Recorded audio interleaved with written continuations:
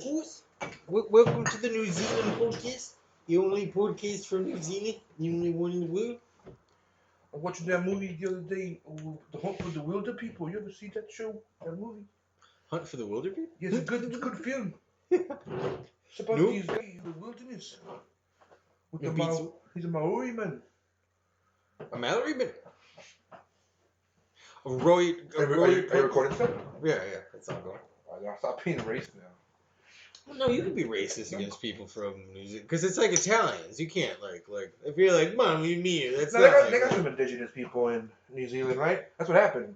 It was like the Maori, like people, like the brown people. Yeah. And then everywhere's got the British indigenous RP came. Oh, bloody hell! Look at these fucking savages. And then they just fucking riddle them with Corona and have them die.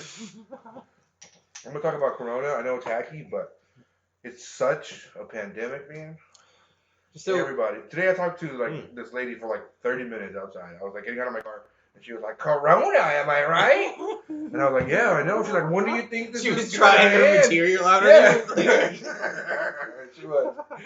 And I was like, "I know." And 30 minutes passed, and I was like trying to break it off. You know, when you ever like, you have somebody who's a long talker, you're like, all right then, okay, all right then, and you're just kind of like, yep. Oh, it was good to see you, And she was fucking going on and on. Why? Because everybody's talking about it. Everybody wants it.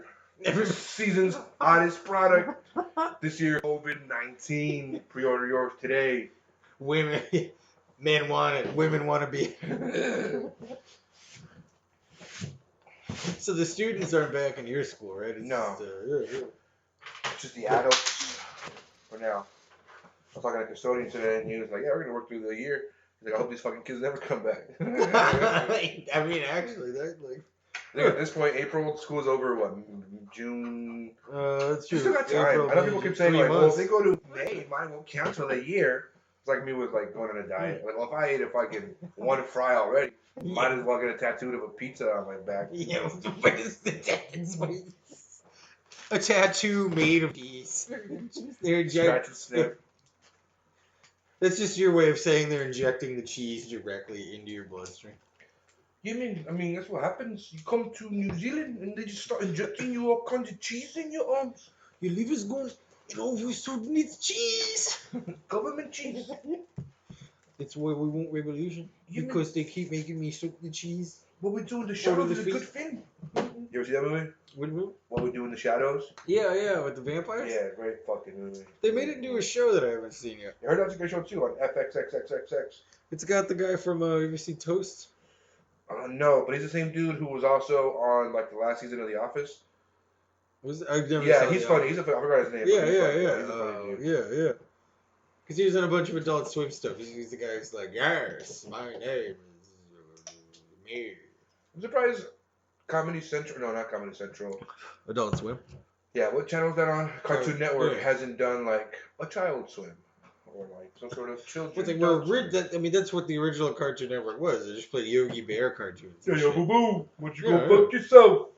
I don't think the Ranger is gonna like that, Yogi. Yeah, they just originally reran like that.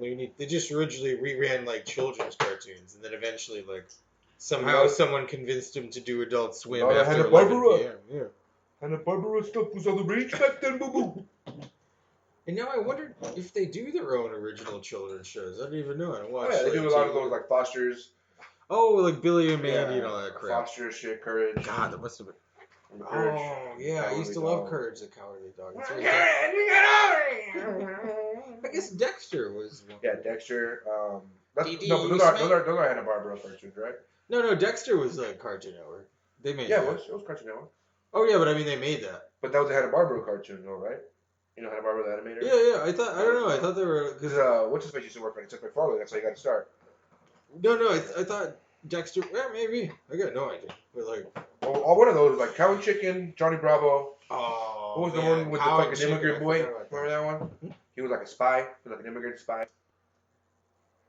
He's called Hajis. It was racist. That's the term. Oh, Johnny Quest. Johnny Quest. Remember? Yeah, That show was so popular that like the derogatory term from like people of like Middle East, especially amongst like military personnel, is Hajis. They killed 13 fucking Hajis over there. Oh yeah. We killed 19. Hajis, bro.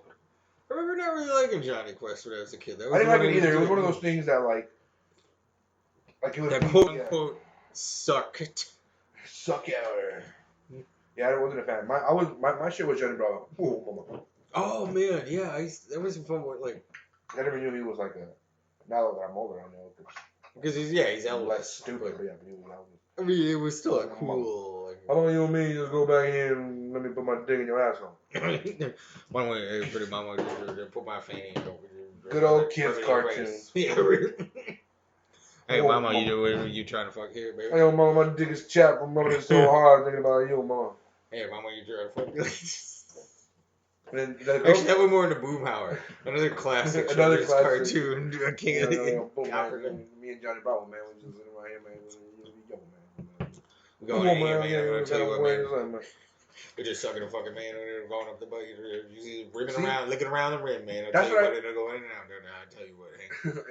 Boomhauer, I can't understand you. It must be because your tongue is in my ass. Dad, Boomhauer touched me my bottom. That was terrible bottom. Nah, man, Hank, I tell you what, the kid ain't walking around in the swimsuit, man. That's what this podcast should be, just all dialects and terrible accents. Just stuff's doing bad that we haven't rehearsed. Yeah, we haven't rehearsed. Just Johnny Bravo talk to Johnny Quest.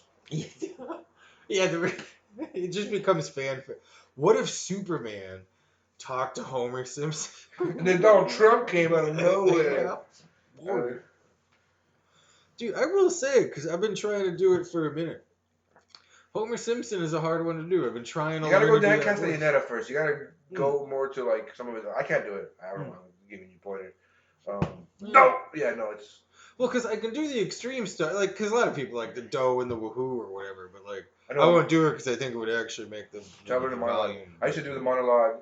I used to do what was it? Where he's like scolding. And he's like, why do you think I took you all those Police Academy movies? For fun? Well, I didn't hear anybody laughing. Did you? Except for that one guy who made all those funny car noises. Oh, what were we talking about? Oh, yeah. Stay out of my booze. But, I should do a bunch of them. Because I saw an interview with Dan Castellaneta where he said, like, in the first couple of in the first season, he based the voice a lot off, like, Walter Matthau. And then he said he had to change the voice because, like... It was like hurting his throat or something, right? Or well, he said he had to change the voice because it, like what makes Homer funny is how quickly he can change emotions. You know, like, where lost all my money? Woo, a quarter! Like, it flip like that. But he said he couldn't do that with the Walter Matthau voice, so he had to, like, modify Walter Matthau. Yeah, because the first one he's like, "No, come on, boy," but it, like, in order to go up and down like that, he kind of had to, like, modify it. And, like, it's so hard to find. Like, it's a bit like. Yeah, no, I can't do this. I can't do any of the Simpsons actually. Homer. No, I used to. Maybe Maggie. I used to do them. I'm into Maggie. I lost it completely. Yeah, that's my Maggie. I can do Mo. Oh my, putting a beer bottle up my ass. Close. That's right. I'm a cinch. No, yeah, I can't do any Simpsons at once. That's why I used to hate South Park growing up. I was watching it the other day too because Riley was putting it on and he was like, "Let's watch an episode." I know you don't like it, but let's watch. Which episode? It was a great episode. It was the one where the principal, the sensitive principal, and his wife are competing in like a bodybuilding. Oh yeah, Macho man becomes a woman. Yeah. It's fucking hilarious. It was hilarious. Yeah. But the thing I don't like about it is that the animation. I get the animation right. It's like all paper cutouts. That's fine. But to me, it's like... Well, it used to be. Now it's computer simulation. But that's what I'm saying. Like, that's another problem I have is that before they did it out of necessity where I'm like, now you can fix all that. You can have the carbon looking real cool and shit. But I get, they're gonna keep the old way. That's fine. But the thing I really don't like about it is the voices. Because they record the voices and then, like, computers just... They, like, dub it and redo it and do all kinds of shit. Whereas, like, those aren't the actor's natural abilities. That's that, like... You know what I mean? But The Simpsons and all the other shows, that's all, like...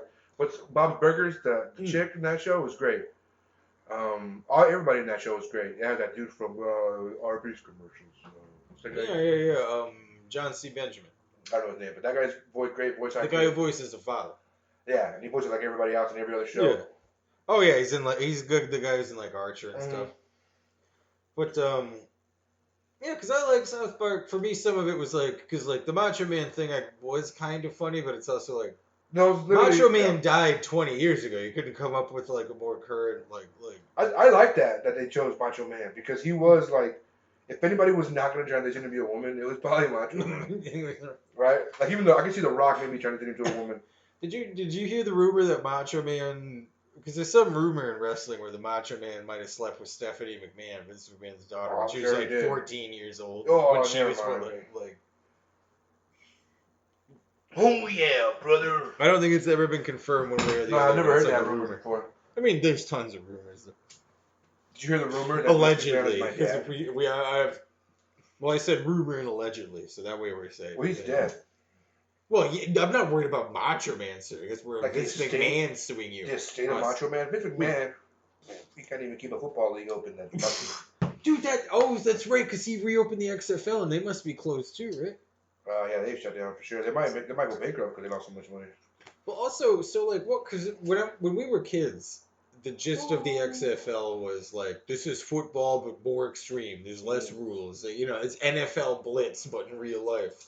So like, what's the gist of it this time? Like is it the same? Nothing. The gist of it this time is like, you guys like football? NFL's over. We got football. It's not the best football, but it's football. People loved it. Yeah, I loved it. Honestly, man, it's not a bad pitch. Mm-hmm. It was like, you can't afford a Seahawks ticket? Go to the Seattle Dragons game. Also, okay. Better seats, trashier people. I'm sold. Well, hell yeah, do you want a football and a monster truck rally? Come. Oh yeah. Macho Man is there. Dude, we should go. I was canceled. I'm so sad. I wanted to go to the monster truck rally at the fucking CenturyLink Field. They were having Monster Jam. You could see Excalibur, like Bonerman, Gravedigger. Remember him? Gravedigger was a thing. Gravedigger back for his 10th season out of retirement. Dude, I thought when I was a kid, I went to one and they told me this was Excalibur's last run. Yeah, it was never their last run. No, yeah, next year was just Excalibur. Like they're like, all right, I'm done. I can't take this anymore. 6 months later, they're all like, oh yeah, forgot about a fucking. Oh, not even. You just get a different driver in the same truck. No one knows who's in the fucking truck. Also, they're different trucks. You just paint the word Excalibur on the side. This is fucking like, oh, that shit. The guy doesn't want to write Excalibur on it anymore. Yeah. He's become Excaliblunt. He no legalize it. He's no longer writing cursive. The Cosmic Fan. Damn, I wish we could have gotten it. Also, I'm so sad. Like, the Mariners season's canceled. I would have loved to have gone to a Seattle Dragons game. Dude, I would have won. I wanted their home opener. The Mariners? Oh, the Dragons? Oh, how was it? How were the Dragons? Oh. Trashy and fun. Oh, man. They got hot dogs and shit? Oh, yeah. Oh, man. They got this thing called the cheeseburger. Where, like, they like grill a beef patty, but right before they give it to you, they put a piece of cheese on it. Wait, they pee on it? Yeah, pee on it. It's called the Peas Burger. It's named after the guy Johnny Peas. Johnny Bravo is evil. He's like his nega duck.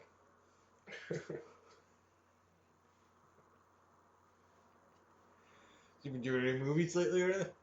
I saw that movie, The Hunt for the Wilder People, yesterday. Disappointed in it because I'm a big Taika Waititi fan. It was a great movie, but to me, too many similarities to. It was like a rated R version of Up. You know. What else have I seen recently? Did you also do what was his last movie, the Hitler one, the Jojo Rabbit? No, I heard that was good. Like I said, I love Taika Waititi. I love Thor Ragnarok. I love What We Do in the Shadows.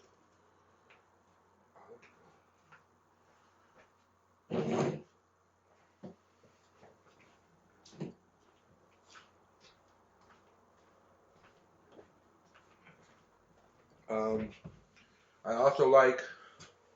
What about What We Do in the Shadows? What We Do in the Shadows? It's a movie about vampires, but instead of biting the neck, they're like just taking a dump in the corner of your room. Yeah, and you're like, get out of here, vampires! And they're like, no, I won't. Ding, and then he turns into a bat and flies out the window. Like, hey, you taking a doo-doo over here? Yeah, he's like, oh, is this a doo-doo? And Taika Waititi himself plays the doo-doo in a green screen suit. I could totally see that move. Yeah, he's in the suit and he's like, "I'm the doo-doo." Yeah, he was in the Hunt for the Wilder People. He was the weird priest who gave the eulogy at the funeral. Oh. It was very weird. Oh, he only had like 5 seconds of like screen time. He also directed it. He was doing one of those what do you call the what's the foot fetish guy? Quentin Tarantino. Like he always now has like a cameo in it. I hate when they do that shit. Wait, Quentin Tarantino? Yeah, he does a bunch of cameos in his movies. Oh yeah, yeah. He always is like because he has a famous scene of Pulp Fiction where he just says the N-word a lot. He's like, my garage for N-word. Tarantino's a fucking racist. I think we've covered this before in the podcast in the past. Like, I like his movies. And that's my fault. No, but the dude's a racist. Have you seen Reservoir Dogs? I've seen Reservoir Dogs. There's no need for the N-word in that movie, and it's all that they say in that fucking movie. There's no, like... There's absolutely no need for it. To what? You're going to make the characters even scummier because they said the N-word? Or they're... You know what I mean? Like, I don't think it does anything for the story, for the characters. He's so in every single one of his movies. I feel like he loved making that movie Django because he was like, that's right. We watched like half of that last time. I love Django. I mean, Samuel Jackson though said, "How could Quentin Tarantino be racist? Because he casts black people in movies." No, he does good for black actors. Well, does he know he uses like? Well, song, yeah, like Sam Jackson. I mean, who? Yeah, I was gonna say Sam Jackson. Which was so apropos that he was fucking, I don't know what the correct term is in Django. He was the house slave. Yeah, I mean, he is very good. Like, that is, he's so good in that, though. My pocket's on fire. My phone's about to explode. You see those videos of people whose phones explode? When they're charging their Samsung Galaxy 8. The who? Oh, like years ago, Samsung Galaxy 8 exploded or something. Hey, remember those when they used to make an announcement on the fucking airplanes? Yeah, yeah.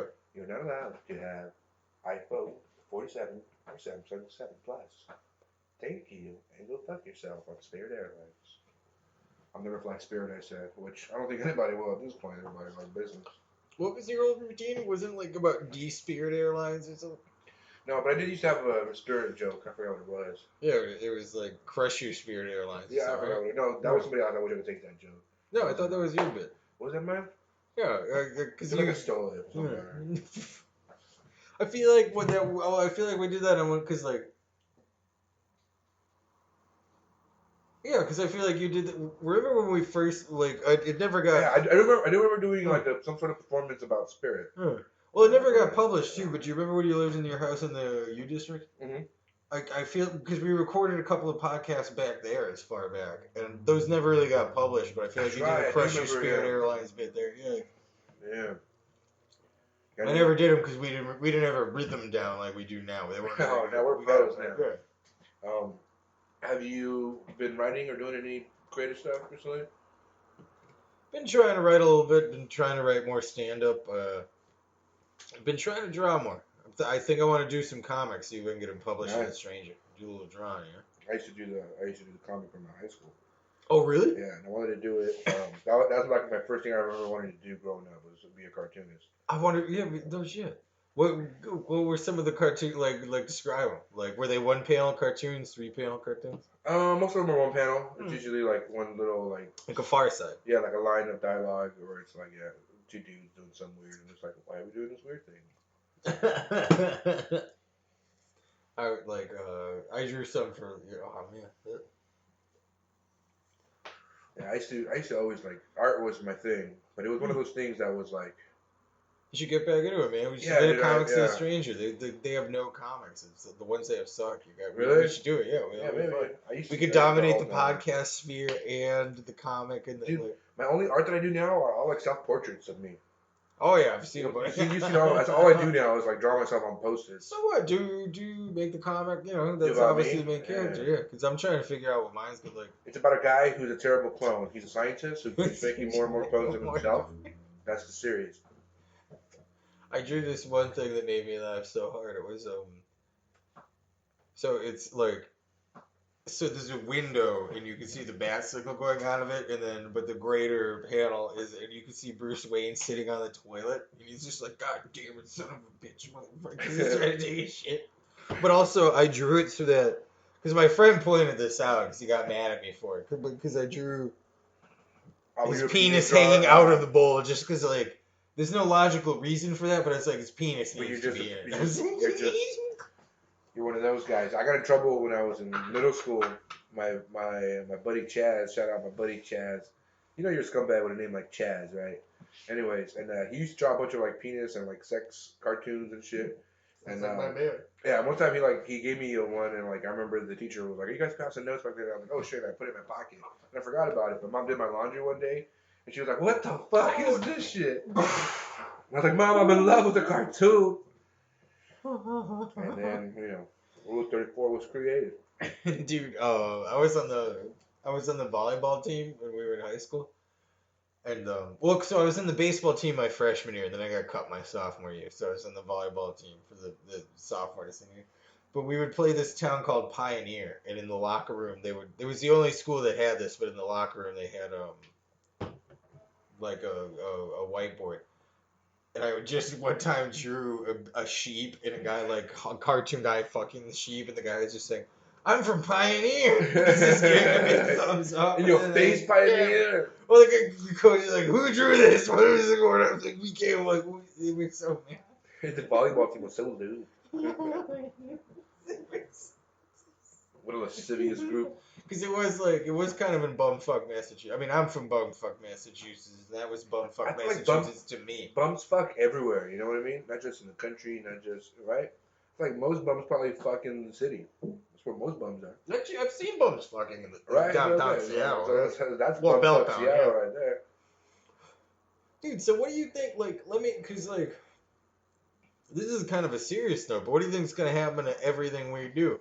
I mean, the comedy clubs can't be open, the theaters can't be open, the Rendezvous can't be open. Dude, I think it's time to start a pirate revolution radio. And that's kind of what we're everybody write in for Bernie. Just write in Bernie and fucking... Yes! In the presidential election, just write in Bernie and see if he gets in that way. Is that a possibility? I mean, we could try. There's no other... It doesn't matter. I feel like Trump is going to win again, right? And then... I think Bernie could beat him, but, if it's Joe... I mean, you saw the Joe... we can't just repeat what Joe Rogan says in this podcast, but you saw what Joe Rogan said, right, about Biden? What is that? He just said, he's going to get slaughtered by Trump. Oh, yeah, for sure. Yeah, they played a clip of Biden being like, and he's like, oh, my God. I feel like the presidential race, like boxing, is all about matchups, right? Like, you might be the best guy, but then they match you up with, say, for example, remember Manny Pacquiao in his prime? Yeah. He was the fucking best. 8-division world champion. Unprecedented. Nobody's ever done that. Only guy to ever do that was Oscar De La Hoya. Did 7 titles, and Manny Pacquiao did 8 different weight divisions. Right, running through dudes, fucking destroying them.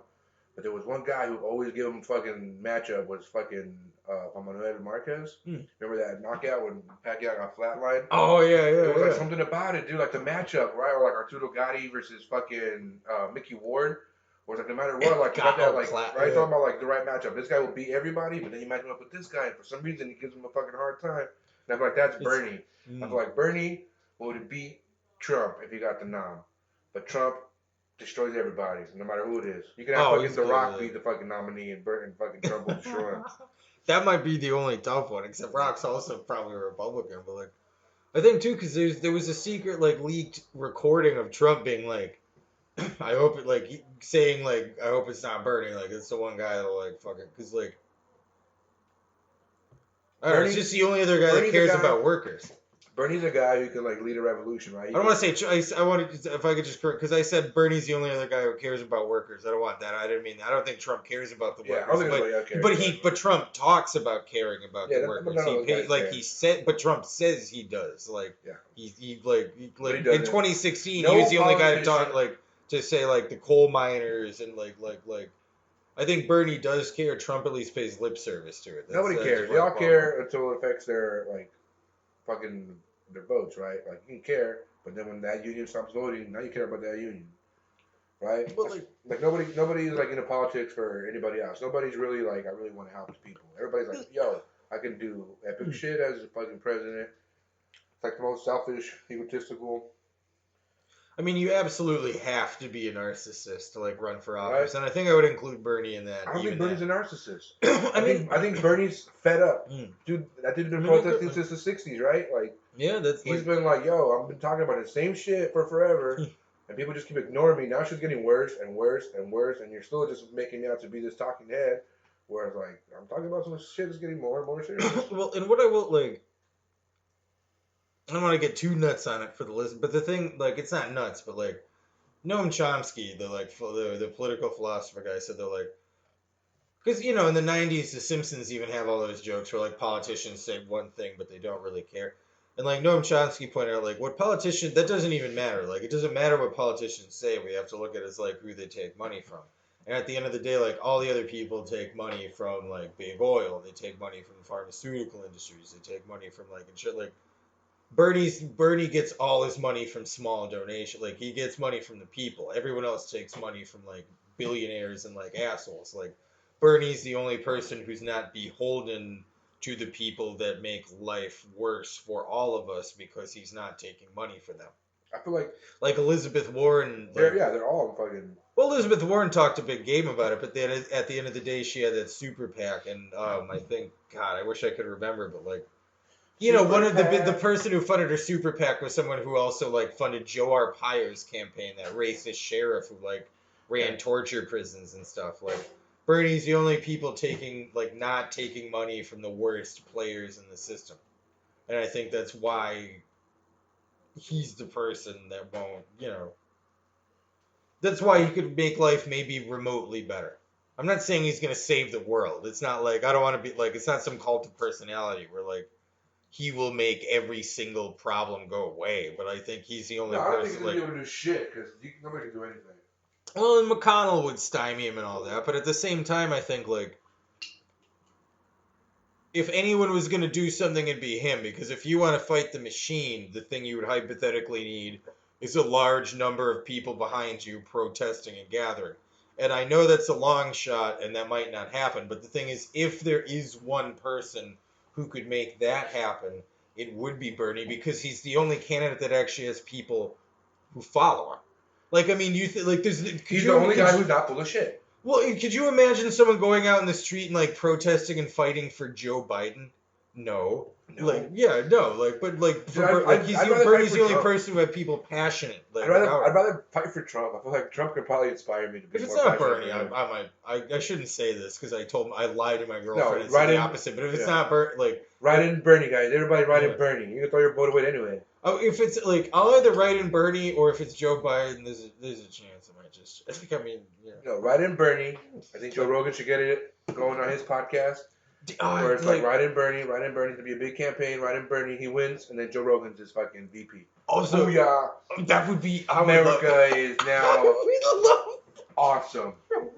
I would love for Imagine America just on Joe Rogan giving a press conference, and he's just like at the podium. He's just fucking... So you know what's weird is that, like, because when you think about it, like, you think of shit as something that's out of your body because it comes out of your body, but when it starts, it's inside your body, and that's like crazy, man, right? And just reporters being like the cameras flashing and reporters, click.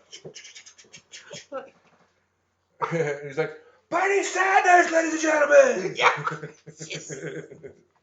A reporter asks him a question, Joe Rogan just kicks him and like, I'm here live with the winner, and you, President of the United States, Bernie Sanders. How does it feel? Honestly, I think I'm the new presidential champion.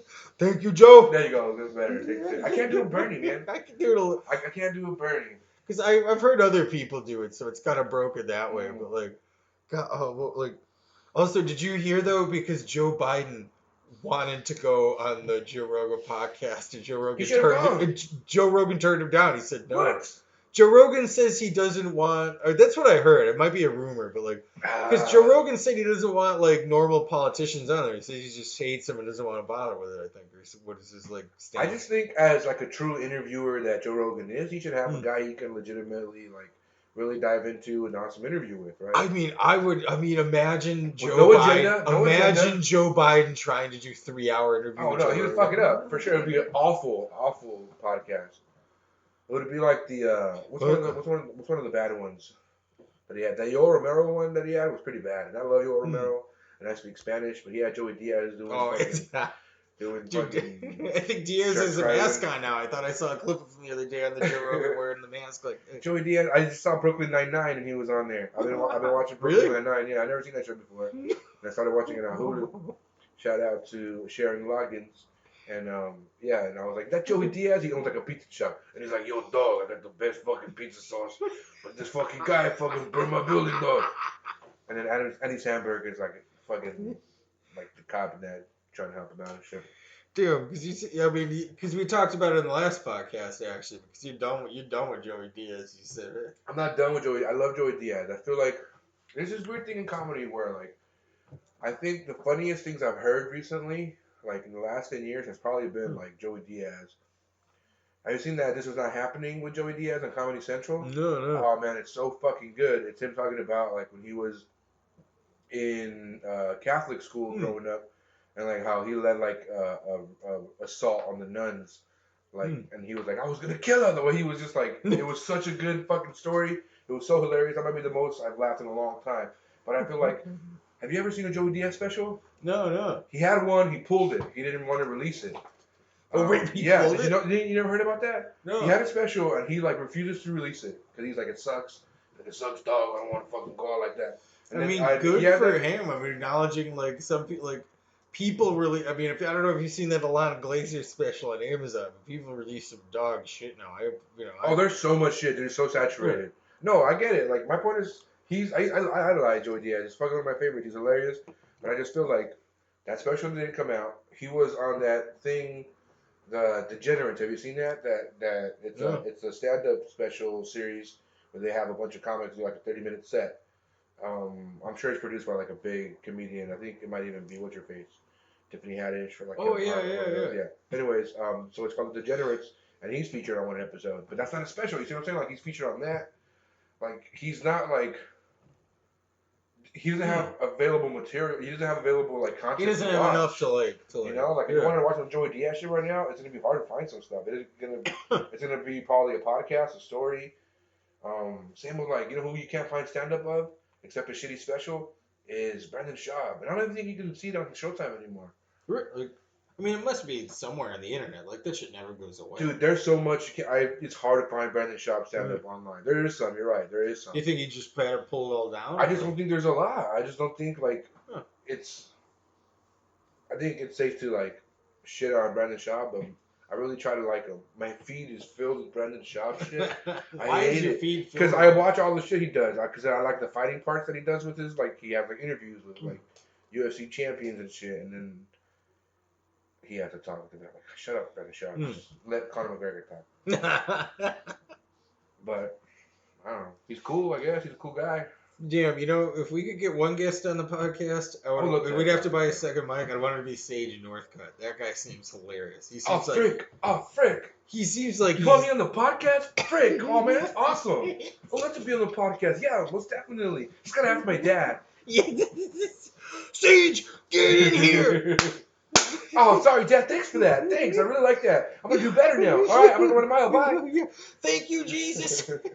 He's like a golden retriever. Yeah, well, his dad's like a crazy, insane Christian guy, right? Yeah, he is like a golden retriever. Go fetch Sage. Oh, the ball? Oh, that's the ball. I'm going to get it really quick because I know they'll get the ball for you.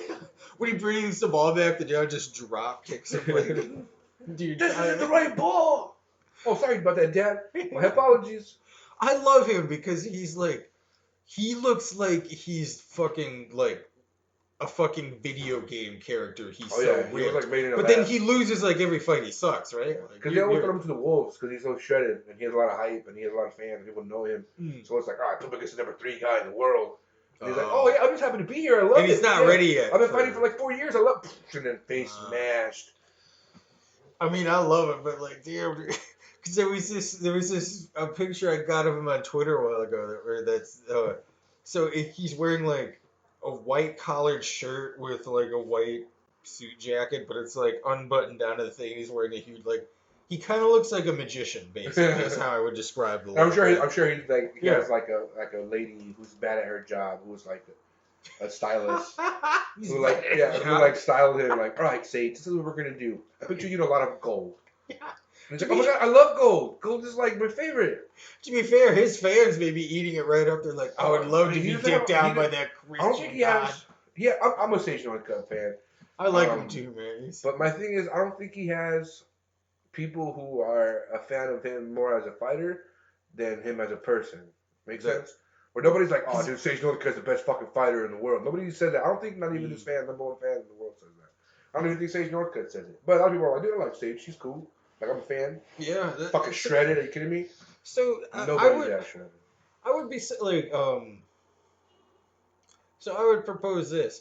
Because you know how there are certain people who, like, they have enough, like, internet followers or or whatever, where they get to do, like, to do stand-up specials or get little minor parts in movies. Right. So they're influencers, I believe, internet. Like, so you're saying Sage Northcutt is almost some kind of internet influencer of a UFC fighter, where it's like he's getting where he is based on his like internet persona and what people think about him based on his actual when you see like a UFC fighter, like it's like Roy Couture or whatever appears in movies sometimes. Randy Couture, he appears in movies sometimes. Like, Tyron Woodley appears in movies. You know who was in a movie recently? I've seen him in a couple of. Or when you see like Stone Cold Steve Austin movies, like he's not in there because he's a good actor. It's in there because people are like, having Stone Cold there is like gonna bring eyeballs. Yeah, most definitely. And I feel like when it comes to fighting, it's one of those like black and white sports. You win or you lose. You fight or you didn't fight. Like there is no. So I feel like it attracts all kinds of different people who that might not be their path. I think of like Paige Van Zandt. You know Paige Van Zandt. She's fucking hot, but like she's not the best fighter. Why? Because her priority isn't that. Her priority is like I'm hot. I want to do more than just fight. Where then there's fucking animals who are like John Jones or Khabib, right? Khabib's just like, I wrestle. They're just wrestle. I wrestle Bear, I wrestle Carl, I wrestle Grandpa, I wrestle you, I wrestle everybody. He's not like trying to do other shit, right? John Jones is just like wrestling his couch, just picking it up. And my point. Like, there's these fucking like Floyd Mayweather, right? He's just like, let's go to the gym 4 a.m. in the morning, cause fuck it, right? Like there's these dudes who are just fucking like weirdly like possessed, where it's that's like, what they love. Where it's like I'm gonna be the fucking best fighter in the fucking world. I don't give a shit or anything else. Right. Also, I gotta say, like, so because he's got that cocky persona and everything, but like, I gotta say, like, what are your thoughts? Do you love Floyd? Oh, I love Floyd. Quote Money Mayweather. Floyd, I love Floyd. So just a little bit of history here. But if some of you might not know, I'm from Mexican heritage, so I'm a big boxing fan growing up, and Oscar de la Hoya was like my favorite. Right, we're born in the same hospital. You were born in the same hospital. And I was always like, I don't know, proud of that weird fact. Anyways. So I remember the biggest fight in the history of the world at the time was Oscar de la Hoya versus Floyd Mayweather. Floyd was undefeated. Oscar was like the premier like boxing star, and I remember just watching the whole like build up to that fight. That's when they started the 24/7 series with Liev Schreiber. You ever watch that show? No. It's so fucking good. Best narrator in the fucking business, Liev Schreiber, dude. He does this thing where it's very like, Ray Donovan. Yeah. It's very like calm, neutral, sterile, but like firm and like he's very like in the world. Floyd Mayweather has all the money in the world. He grows up a poor man from Michigan, trying to get his dick sucked one last time. It's like he never has like an influx. He never has It's never like a. And so they had that thing. Piece of shit. They had Floyd on there. They had Floyd on there like throwing money, just being a piece of shit, arrogant, like just fucking, just so like self-made. You just hated him, right? He was like talking shit. And I was like, I hope Floyd loses. I hate him so much. I hope he loses. But fucking he can't. He's epic fight against De La Hoya. He wins, right? At the end of the day, Floyd Mayweather wins. And then after that, I was like, I hate Floyd. I'm going to watch this fight. So I hope he gets knocked out. Pieces to do apart. Next fight, I'm like, all right, this is the one. This guy for sure is going to beat Floyd. Floyd is like masterful fucking, it's like a painter. It's like, what the fuck is like a masterpiece? And you're like, like it's weird, dude. Like he makes fighting not fighting. He makes it a sport. Yeah, he plays by the rules. He's like, yeah, you can like if you usually kill people, you killed your last four opponents. Like you're not even gonna touch me. Like I'm gonna be behind you. Like where'd that guy go? I'm right here, bitch. Boom, and then like he's dude.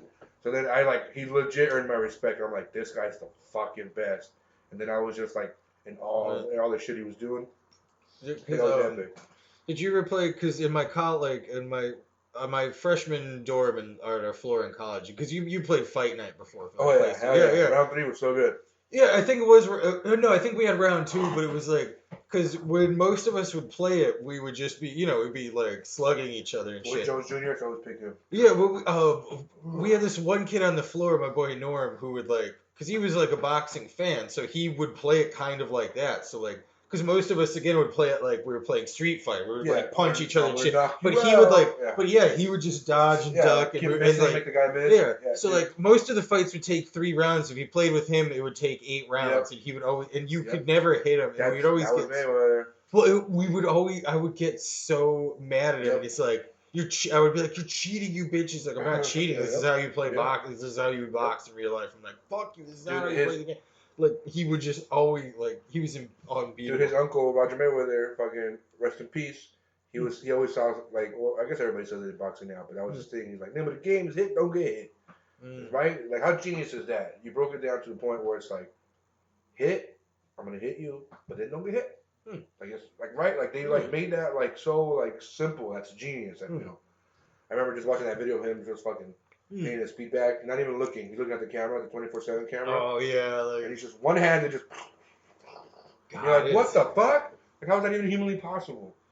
I wish I could, because I used to do. I was part of a boxing gym for a minute. Like, I want to go. Remember, imagine how hard it was for you to get into a rhythm hitting that thing. Oh, it took me like a month of doing it to even get into and even then, to get to that point, how slow were you, right? Yeah, even with my best, I'm not even doing it. Mayweather not looking at the camera, like full attention at the camera to the point where he's like fucking doing gestures and shit at the camera. His one hand and just. He's playing Candy Crush on his phone while just. I remember that's when he had that really hot girl. I forgot her name, but she was so hot, and like she was going to like a yoga class, and he's like, "I'll go with you, babe." And he's like Floyd Mayweather and his like whole entourage doing a yoga class in Vegas. And like he in the middle of the yoga class, everybody's doing the poses and he's just kind of like sitting down. And he gets like a bunch of McDonald's like brought to him. And he just starts eating McDonald's.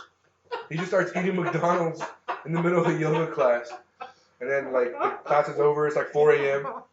But he's like driving his Bugatti back home, and he just like yells at his cousin. He's like, "Get my running shit!" And his like cousin brings him his like running gear, and he just starts fucking running in the middle of the street at like 4 a.m. And Wait, so he's driving home in the Bugatti? Yeah, he's driving home in a Bugatti after doing like a late night like yoga McDonald's session, and he's just like. He starts talking shit. He's like, I'm the best in the fucking world. Nobody could beat me. And then he like pumps himself up to the point where he like motivates himself. And he's like, get my fucking running shit right now. And his buddy brings his running gear. And he just immediately gets out of his car in the middle of the street. They turn on their emergency lights and follow him as he fucking runs in the middle of Las Vegas. Like a fucking boss, dude. And I'm sure he just ran for like hours. I'm sure he ran like miles before he came home and like fucking fucked one of his many girls, ate McDonald's breakfast, worked out, took a nap, dipped his hands in porcelain. He dips his hands in porcelain. You see that? Because he throws so many punches. He's thrown so many punches that his hands are so brittle. So he dips them in porcelain. I guess that's like a technique to like strengthen your hands somehow. Yeah. I remember one episode in 24/7 he was sleeping. Or it might have been All Access, and he has his hand. He had just got out of like sparring or whatever, so his hand was kind of hurting, and he put it in an ice bucket. And he falls asleep, and he tells his like entourage member, he's like, "Don't let me fall asleep with my hand in here." He's like, "If I fall asleep, take my hand out." And he was like, "I'm serious." He's like, "If you put my hand in there, I'll fucking like lose my hand." Like, it was crazy to me that he was that trusting of people. To think of this thing that because their money is like they only make money as long as he's making money, so it's not even like a personal trust thing. It's just like you this guy can't make money. Yeah, I'm gonna get fired for sure. But just still, right? Think of that. What if this guy like made a bet, right? And he was like, "You're saying if he cashed like me, I'm just an asshole. I guess who thinks change shit all the time." No, I mean that's still that much trust in somebody to be like, "Don't let me." I mean, that might be I mean, it might like. Try this beer before I finish it. Thank you. But it could be too, like if so, because like he was trained by his uncle Roger Mayweather, again, rest in peace. But like, do the people who watch him, are they like some of his old boys too? Like, because maybe that's it. Like maybe it's not even just like you're paying the people, but it's like the boys from like. Because if you hired a random person, it's one thing. But like, say that were you and you hired me. Like they're like, I mean, as well as we know each other, I wouldn't blame you for like half not trusting me, but like you would trust me more than if it was a stranger. Yeah, most definitely. But I don't think I trust anybody, not even my own mother, my own father, to the point of like. That's pretty good. Right, not bad, right? It's just like shout out to tomato clam juice beer. Yeah, shout out to Budweiser Clamato, official beer of the podcast. Yeah, official beer of the podcast. But like, yeah, because like some of the people in his entourage were his family too, right? Like Floyd Money. Yeah. No, but you know who was like his biggest critic and like his least supporter was his dad. Really? His dad was like, "That was whack. You suck. You're not doing this right." Was that one of those to like motivate him to get better? No, I think his dad thought. I think his dad right now thinks like he could beat Floyd Mayweather up. He thinks he used to be. He was a boxer too. He was a boxer. Him and his brother Roger were both boxers. The better boxer was Floyd Sr. He was the better boxer, but he was like a drug dealer also, and he got shot in the leg, and he got arrested and went to jail for a long time, and that was the end of his boxing career. But like that guy was the better boxer than Roger, and Roger went on to be a 2-time division champ. I think I might be wrong here, but I think he was the first black 2-division champion. Okay. The Black Mamba, Roger Mayweather, and then he trained fucking the greatest boxer of all time. Yeah, Floyd Money. Yeah. Think about that. So how good was Floyd Sr., right? I mean that like. They just grew up boxing. That's all Floyd did. It was box. The junior, it was just box. I mean, yeah, he was trained like he was like genetically trained to like You go box your cousin, box your auntie. I wish that was me, man. I wish I was that dedicated to anything. Yeah. Podcasting. Always was fat out of bread on the couch. Like, Mom, you got me some bomb time? Watching Eek the cat. Yeah, watching some terrible show. Yeah, fucking wasting our lives. Johnny Bravo. Hey, pretty mama, you should be getting him off the couch. Fuck you, Johnny Bravo. I'm changing this to fucking Nickelodeon. I used to have. Stimpy, get him off the couch. Fuck Nickelodeon. Yeah. I'm changing this to Jerry Springer. No, you cannot be. Why are you doing this to me? But also, just to go back to though, like that might be one of the funniest stories I've ever heard. So Money was just in a limo and started talking himself up about. Yes, not even a Bugatti, not even a limo. Like the most expensive car in the history of the world. He just was right here. I'm fucking like. And he just starts talking. There's a camera in his face, and he's like, "Nobody does it better than me." And he just starts talking. And he just starts saying things like, nobody ties their shoes better than me. I'm the best shoe tire in this motherfucking game. And then all of a sudden he's like, go get my boxing shit. We're going to box now. And you're like, God damn it. This guy's all hopped up on his own motivation. Right? Like, I wish I could do that, right? He's the best of all time. Which one you just motivate yourself to be the best? I'm a piece of shit, dude. I'll wake up at like noon to go to work. I'm late 4 hours already. I'm like, oh, fuck. I don't care. But just the idea of it, like, he's in the middle of eating pancakes. He's just like, fuck this. I'm the best pancake eater of all time. You gave me my boxing shoes. I'm going jogging. That's literally what he does. Flipping the table. He just starts competing with himself. All the time. Just watering his plate. It's like, fuck this. Get my boxing shoes. I'm the best plate watering motherfucker that ever. Floyd, man. I love Floyd. But also, how does he eat so much McDonald's? But also be so in shape and be the best boxer? Bro, genetics. Is that like, how do you eat McDonald's? Like, because if I ate clean and worked out for a year, I couldn't look like him. I have the worst genetics in the world. The number one fattest country in the world is no longer America. It used to be America, the most obese country in the world. Now it is Mexico. I am Mexican American. That means I'm obese to the second power. You know what I mean? Like times two. Like I'm fat, bro. I was predisposed to be this fat. My genes are fucked up already, right? But well, and we haven't even been to Chinese buffet, which is also we haven't. Oh, what if Chinese buffet goes out of business because of the virus? Oh, and that would be one of the saddest days of my life. That would be the worst thing in the world if I can't get China. Getting serious, right? We're April now. March just eliminated March. Boom, gone. March just done. It wasn't the whole March though. A lot of people were saying like fuck March, but that weekend I went to Vegas. March 6th. Yeah, because it was really like that was the last live sporting event that happened. I saw the UFC 248 in Vegas. Had a great time in Vegas. Came back, and then everything was like. What was the main event for that one? What was the what? What was the main event for that one? Yoel Romero versus Israel Adesanya. That was which was regarded as one of the worst fights in the history of the world. It was so boring. Nobody was like shooting. Nobody was fighting. They were like, no, you did. No, you throw. No, you. No, you. I mean, that's a criticism you can make of some Mayweather fights, though, right? Yeah, but eventually one guy's gonna throw a punch and miss, and Mayweather can tap. Yeah, just. Or just when it was both of them, like Floyd would never flinch like that.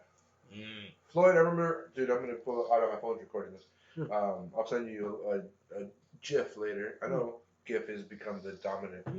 I think that battle, I'm losing that battle. Anyways, I'll send you a link. It's him fighting Romano Marquez, the dude who flatlined Manny Pacquiao.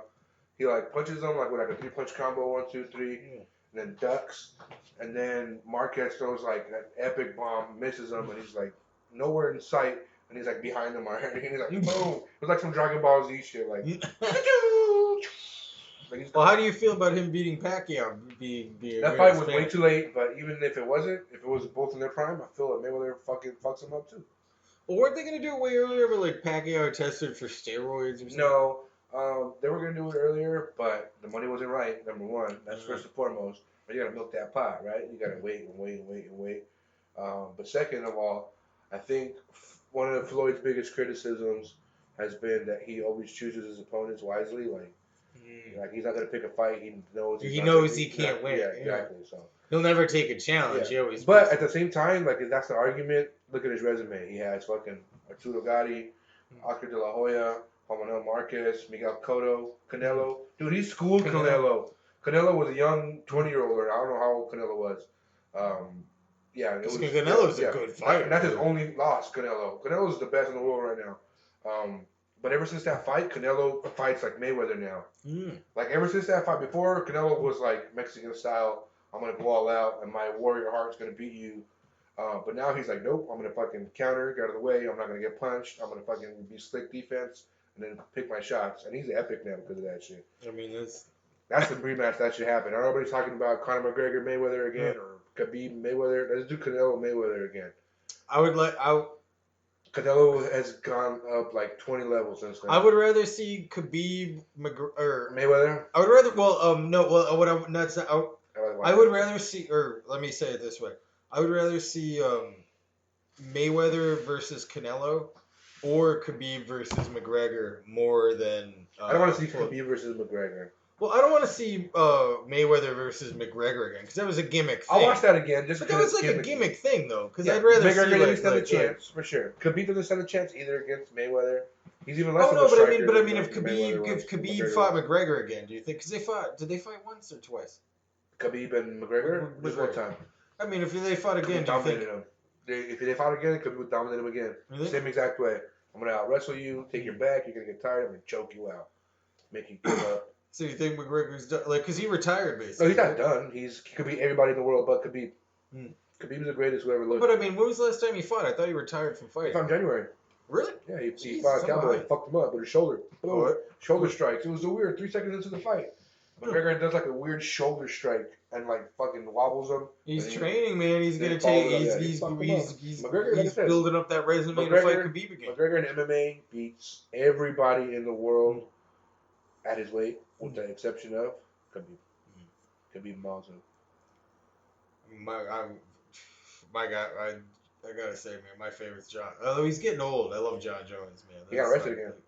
I saw him for DUI or something? Yeah, DUI, DWI. So, he was so sad in the car he saw. Like, sir, if it's not too much to ask, you roll the window down. I don't know. I feel bad for him. I know people don't. People are like, he's a piece of shit. I mean, he gets arrested a lot at the same time. I want him to keep fighting. He's the best fighter. He's the best fighter ever lived. Well, so is Mayweather undefeated? Yeah, he's undefeated. 50-0. Because I thought some YouTube video came up that was like, Floyd Mayweather's one defeat. And I was like, no, it's not. He's undefeated. His only defeat that he actually technically has in the history of him fighting ever fighting. Some amateur thing. It's amateurs. It's the 1996 Olympics. He got a silver medal because he was robbed in Russia. I'm not sure if it was Russia. I think it was Russia. It was like FIFA corruption. 1996? Yeah, 96. 96 was Atlanta. That wasn't in Atlanta. 90, yeah, it would have been 92. I forgot what it was. Then, I don't know. He lost to corruption. It was blatant corruption. Like China or something. The referee even raised his hand. Oh, really? Yeah, and like that, he immediately became pro after that. They like interviewed him, and he was like, as you can see, like boxing at the amateur level is corrupt. He's like, I'm officially retiring from as an amateur and becoming a one pro right now. And he never lost. I mean, that's kind of like on the John Jones spectrum, right? Yeah. But his is more epic because he was an amateur. I mean, that's one loss, and it was a technicality, and he got robbed as an amateur. Whereas well, it doesn't count because your professional career is one thing for me. Agreed. But same thing with like John Jones. He technically has one loss as a pro. It was a disqualification because he was fucking the dude up so bad. Yeah.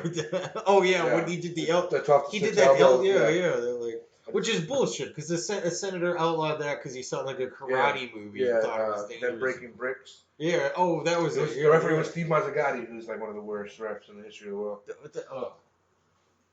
Steve Mazzagatti is known for like. But to count that Floyd Mayweather loss, I mean, to say like I have absolutely no bad reviews professionally. Yeah. A lot of bad reviews. And even then, as an amateur, it was like the one bad review I got was the publication was owned by the other guy. Oh yeah. You know what I mean? It's like, dude, and I won. Like.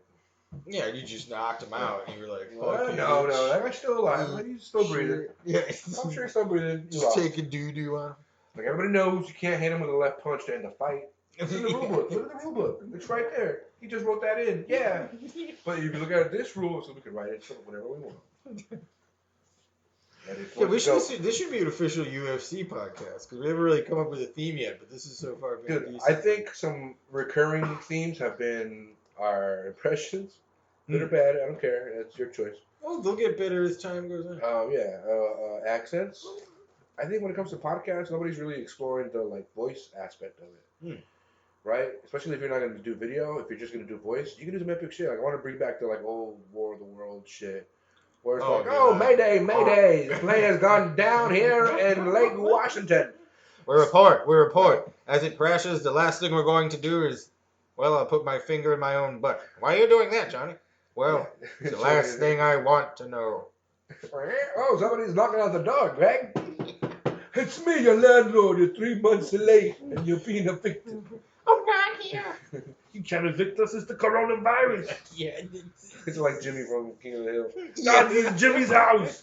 I know you don't have the coronavirus. How do you know? I've been licking your doorknobs. What do you think is the most infected surface of coronavirus right now? Money? Money's always the dirtiest ass thing. Cash. I think money gets passed around so much that it inoculates people. You know what I mean? I can see it. They should do that. They should just put like the flu on money and just circulate it.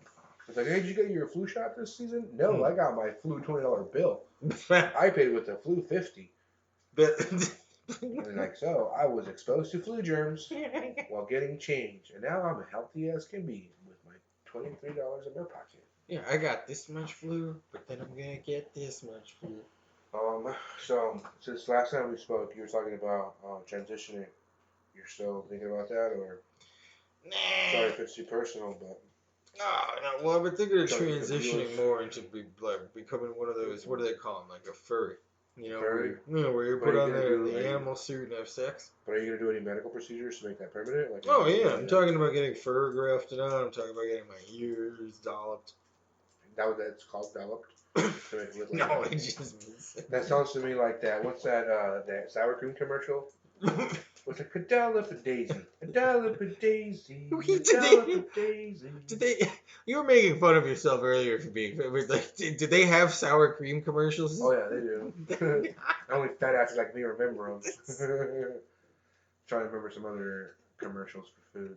There's all the cheese ones, like real cows come from California, real cheese going from your mom's feet. Did you?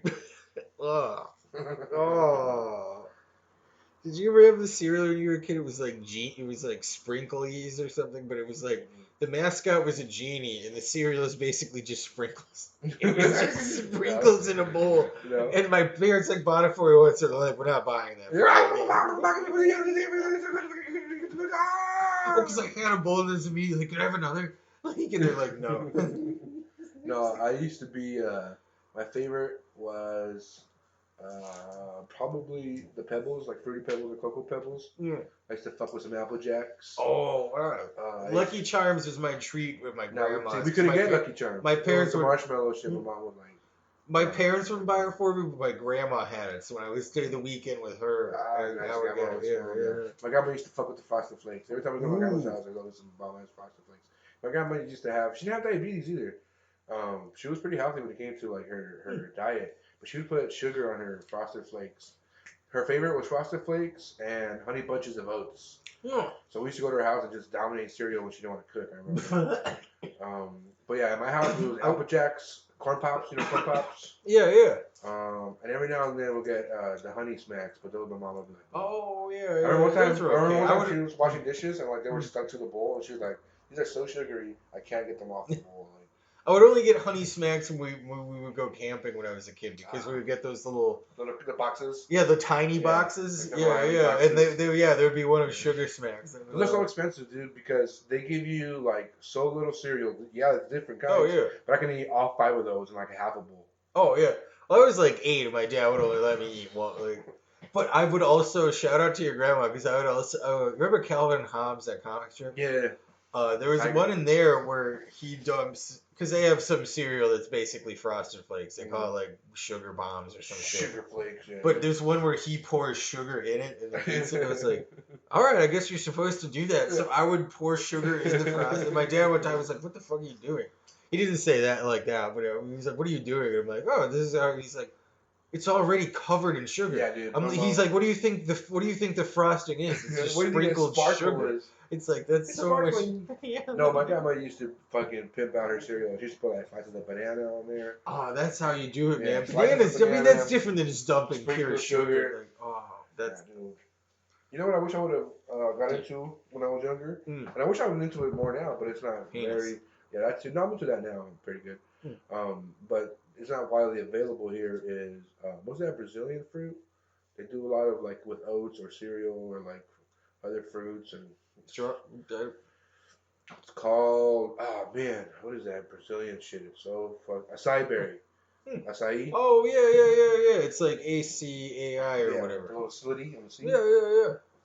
Yeah, that shit was fucking. I didn't know that was Brazilian. Yeah, every time you see, it's like specifically from Brazil, I think. Anytime you see one of those, get it, because they're good. That's like. Well, I never. I've had it in like a milkshake or some shit. Not milk, but like drinks before. You sounded like a Jewish man on an airplane. There, you're like, I'll have the gefilte fish.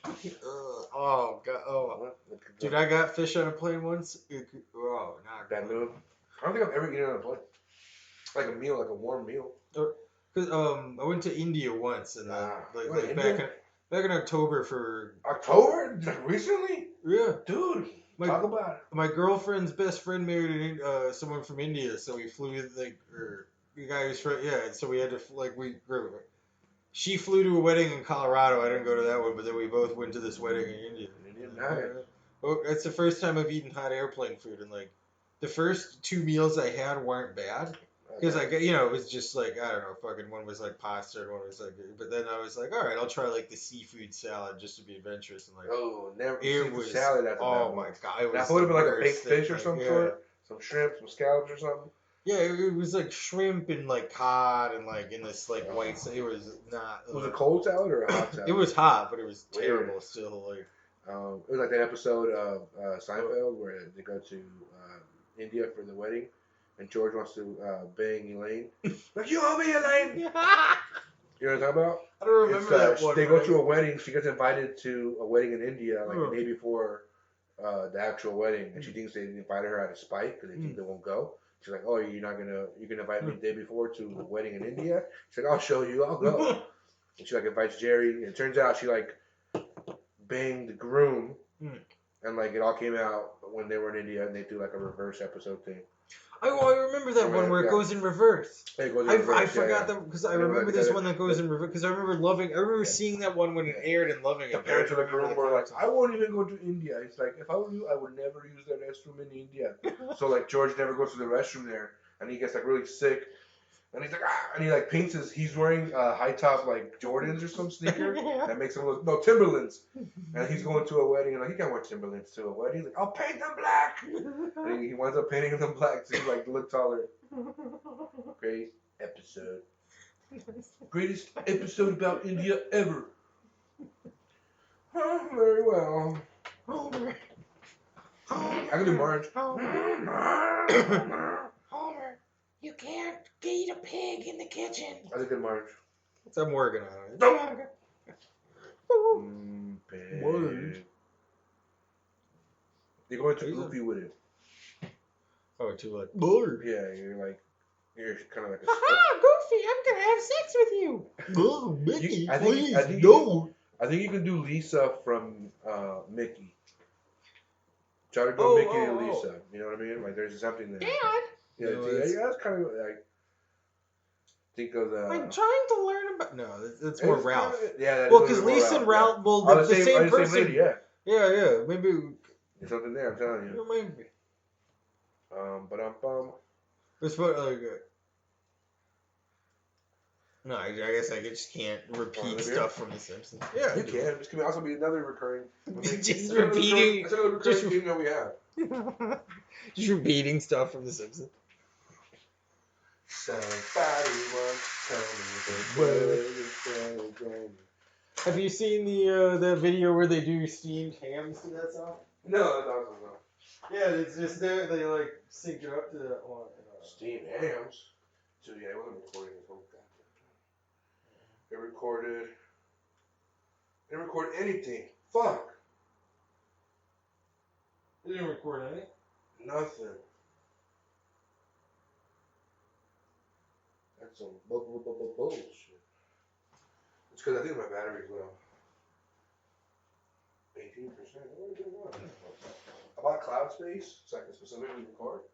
Oh, just so you can put it, we'll go straight up to the. Oh, it's kind of cool. Oh yeah, because I can upload as like bonus content on the YouTube. I can upload the other. It literally costs $1.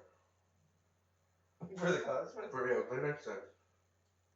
Right here. Yeah, I'll take one.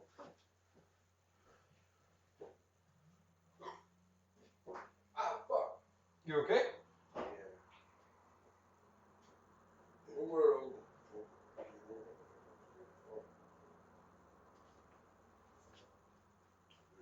Time in the life of every single man where he must make a decision. Return to the place that he's known his whole life.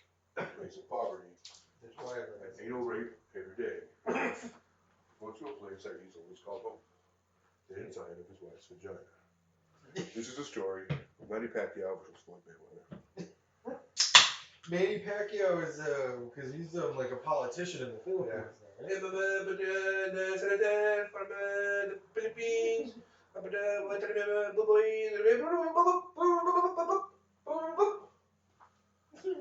But apparently he's running against like homosexuality. Like he did wrong. In the Philippines they have kill squads, dude. What do they? For homos and drug dealers and people who do drugs. They're on motorcycles. They're like sanctioned by the government to go around like, are you doing that?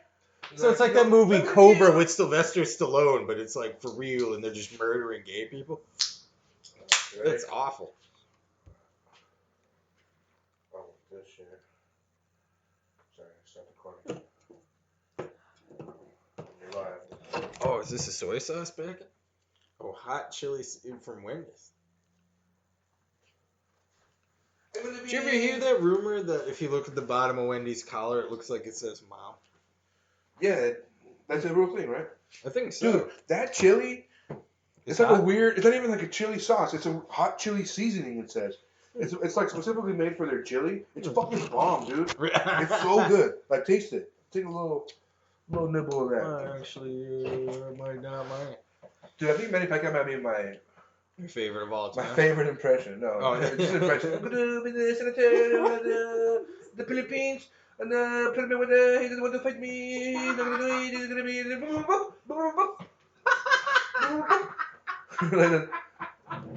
Sounds like Popeye. That's like my personal opinion. It might not be very good. Actually, it's chili sauce. Right? It's like right? It's like. Oh, never mind. That's what oily too, just ruin your jeans. For sure. But they're sweatpants, so it's fine. There's a napkin behind your laptop there. They're sweatpants, so it's fine. I'm gonna be the one to be. He's like a notorious gambler. Like, we gotta write some bitches and gambles, dude. We have to write some, like, because we were talking about, like, doing audio plays. We got to write some audio play that's Manny Pacquiao talking to Joey Diaz. Like, yo, dog, I saw you 1986, dog. I was fucking could suck in this monkey, the Filipino girl. She could stop talking about Manny Pacquiao, dog. Turned on the screen, dog. There you were. You're gonna be doing champion. You're gonna be doing everybody don't do drugs. Don't do gay boys. And that's a good point. But what my opponents in the Democratic primary have to say. My God, that was Bernie Sanders music. And we'll be right back to the Democratic primary 2024 with Joey Diaz, Manny Pacquiao, Bernie Sanders. Brought to you by Dr. Phil. Wow, I do think you hide behind your...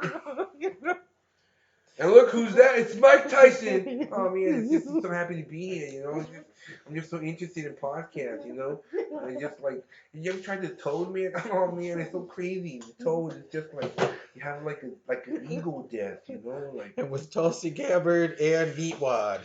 Oh, I'm running for the president. Just everyone we can do an impression of running for president. By God, that's Barack Obama. Barack Obama made an entrance. As American people, we strive to do as many accents as possible. I was telling Michelle the other day, I said, Michelle, stop sucking my dick and listen to this accent I'm doing of Arnold Schwarzenegger. He's a very good accent. And it's now that I tell people to, you just don't get home, be careful. And I'm exhausted. I'm telling you right now, I'm going to walk down to that damn ring and I'm going to win the primary. And I'm going to give you a goddamn stone cold stunner. Oh, they're going to Bernie with it. I heard Steve at the end. Yeah, I went a little bit. I was trying to go. And that's the bottom line. That's what I should have went with because I'm like, there's no way they're going to know it's stone cold. And when I couldn't think of anything. You kind of have a little raspy. Me and Dad something on. Yeah. Me and Dad son bitch. A little bit more raspy at the end. Like, when you take on the Texas rattlesnake. And I'm going to tell you what right now. That I'm getting down there. Raspy because Bernie. Bernie has a different. Damn, now because I'm doing cold, I lost Bernie. But I feel like Bernie has a different cadence. Yeah, but and let me tell you, Joe Biden is a rapist. I'm trying to think of other one I can do. I think that's pretty much it. Oh. Clinton's easy, but I feel like I got two in the stone cold. Now I'm Clinton. I always do that. No, I can't do Clinton. I don't want to do Clinton. It's a little weird. At the point hey, here's a fun, non-problematic one to do. Okay. Bill Cosby. Rudy, what we gotta do is walk in through the... You see, there's a difference between poo-poo and doo-doo. Now, doo-doo is solid and poo-poo. I never saw Bill Cosby stuff growing up. I'm doing an impression of him. My expression of him, or exposure to him, was The Simpsons. Kids say the doctor's things. Pokemon. Pokemon. He's like, what's your favorite thing to watch, little boy? And he's like, Pokemon. Where's the Pokemon and the Pokey? I mean, I never saw the Cosby Show either. I just saw that and Family Guy did because I was a fan of early Family Guy and they did some impressions. I used to watch Family Guy a lot. Definitely like my college show, one of the shows I used to watch. Yeah. Well, it's funny because Family Guy is clearly kind of a rip-off of The Simpsons, but if you go on Netflix, have you seen? I mean, it's a similar. I mean, I guess you they're more because it's both about the nuclear family, I suppose, would be. I don't think the family matters. I think Family Guy. The whole point of that show is pop culture references. It's all about pop culture references. Like one of their bits that Jesus Christ, what? Oh, nothing. Well, there's a bunch of shit like that. I understand what you're saying, but I will say, yeah, Jesus Christ is not pop culture. No, yeah, you're right. But they're all references, though. All of the shows are references. It's like, it's just like that time we made out with the mayor. And then it cuts back to him making out with the mayor. Or just like that time you caught that clown. Well, and the mayor's Adam West. Or was. I'm Adam West. Well, so I watched, because we're under quarantine. Those filters right there behind here. Yeah. Because I've been under quarantine. I haven't had shit to do, so I actually watched a couple of I watched a couple of new season Family Guys, and there was one where they were doing remember the Simpsons spinoffs? Remember that Simpsons spinoff showcase where they do Chief Wiggum and Skinner which is a great one. But the Family Guy did a thing like that where they were the gist of it was they wanted to make modern spinoffs of Family Guy and they were showing it which is all the shows they've already made. American Dad. Yeah. But they're showing. Yeah, at the Cleep, yeah, and they're showing, and and there's another one too. I think. That's why I hate that. But they're showing it to a test group, a focus group. Yeah. They hated it. Well, but one of the guys is like, I don't get Family Guy, and the guy's like, what is there to get? You just have to have been born in the 1980s, but yet also be a teenager. And it's like, that's, I think, the perfect summation of Family Guy. It's like, if you've been born in the 80s, but also still be super immature. Which I include me in. Yeah, I'm not saying, but it's like, if you're not in that demographic. I used to love Family Guy. The thing for me that ruined Family Guy was all the other shitty shows they had on TV. American Dad is trash. Yeah. The Cleveland Show is trash. That was all they had, I think. And I thought the Orville is another one, but that's different. Those shows made me like Family Guy less. Because, like, to me, it was like, oh, you just think Family Guy is just like one of these terrible shows? Yeah, I kind of like... the characters don't matter, I guess. All right, you're right. Because I really used to, like, forward to look watching Family Guy and stuff. Yeah, you love Family Guy. I used to dig that shit. Yeah, like, I would watch The Simpsons with my parents, and then I would go, like, downstairs. Well, I would go downstairs and we had, like, a tiny TV in the basement and watch it, because my parents didn't like Family Guy, but, like...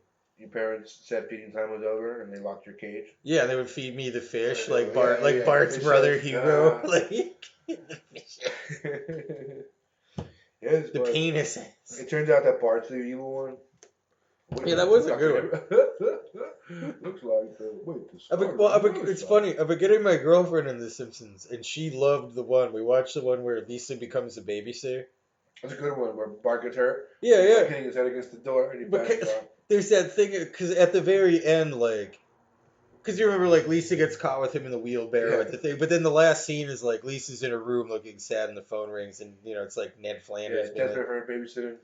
Yeah, and she's like, well, didn't you hear that, like, I was caught and people think I'm on drugs and I almost killed my brother? And it's like, oh, hold on.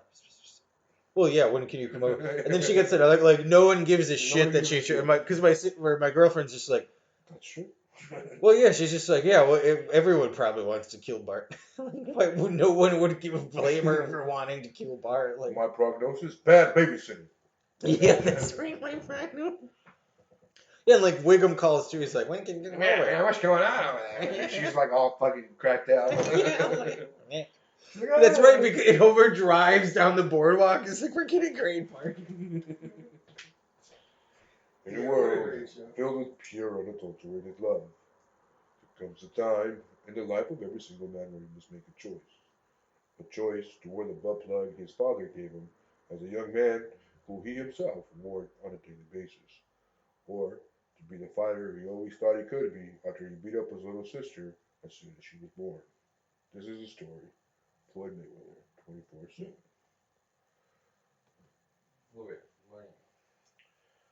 Floyd Money Mayweather. Can you do Michael Buffer? How does it go? Let's get ready to rumble. Isn't that like Judge Mills Lane? Like, let's get ready. No, he used to do that. We've gone over the rules in the locker room. Now, let's get it on. That was Mills. Let's get it on. Remember Celebrity Deathmatch? Yeah. Who used to do the commentary? Those guys were good.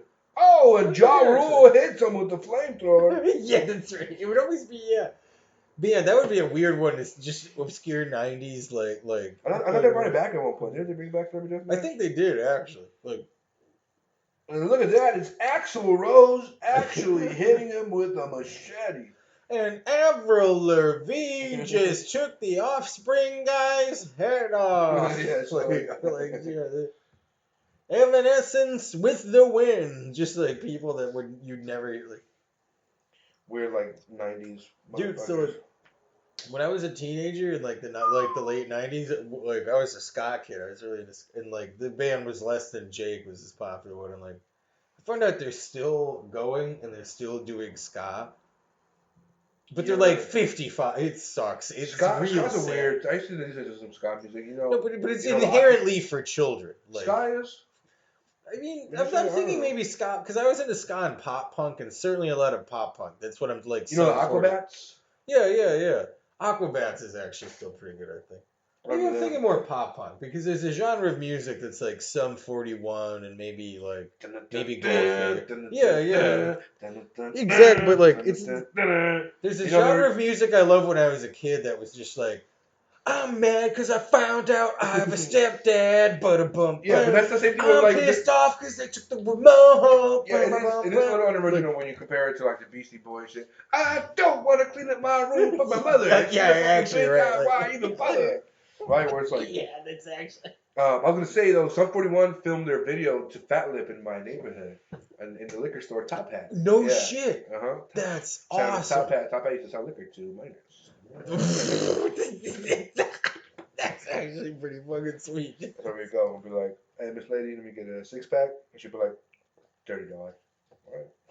Pretty cheap for a 6-pack, am I right, guys? So we had no idea.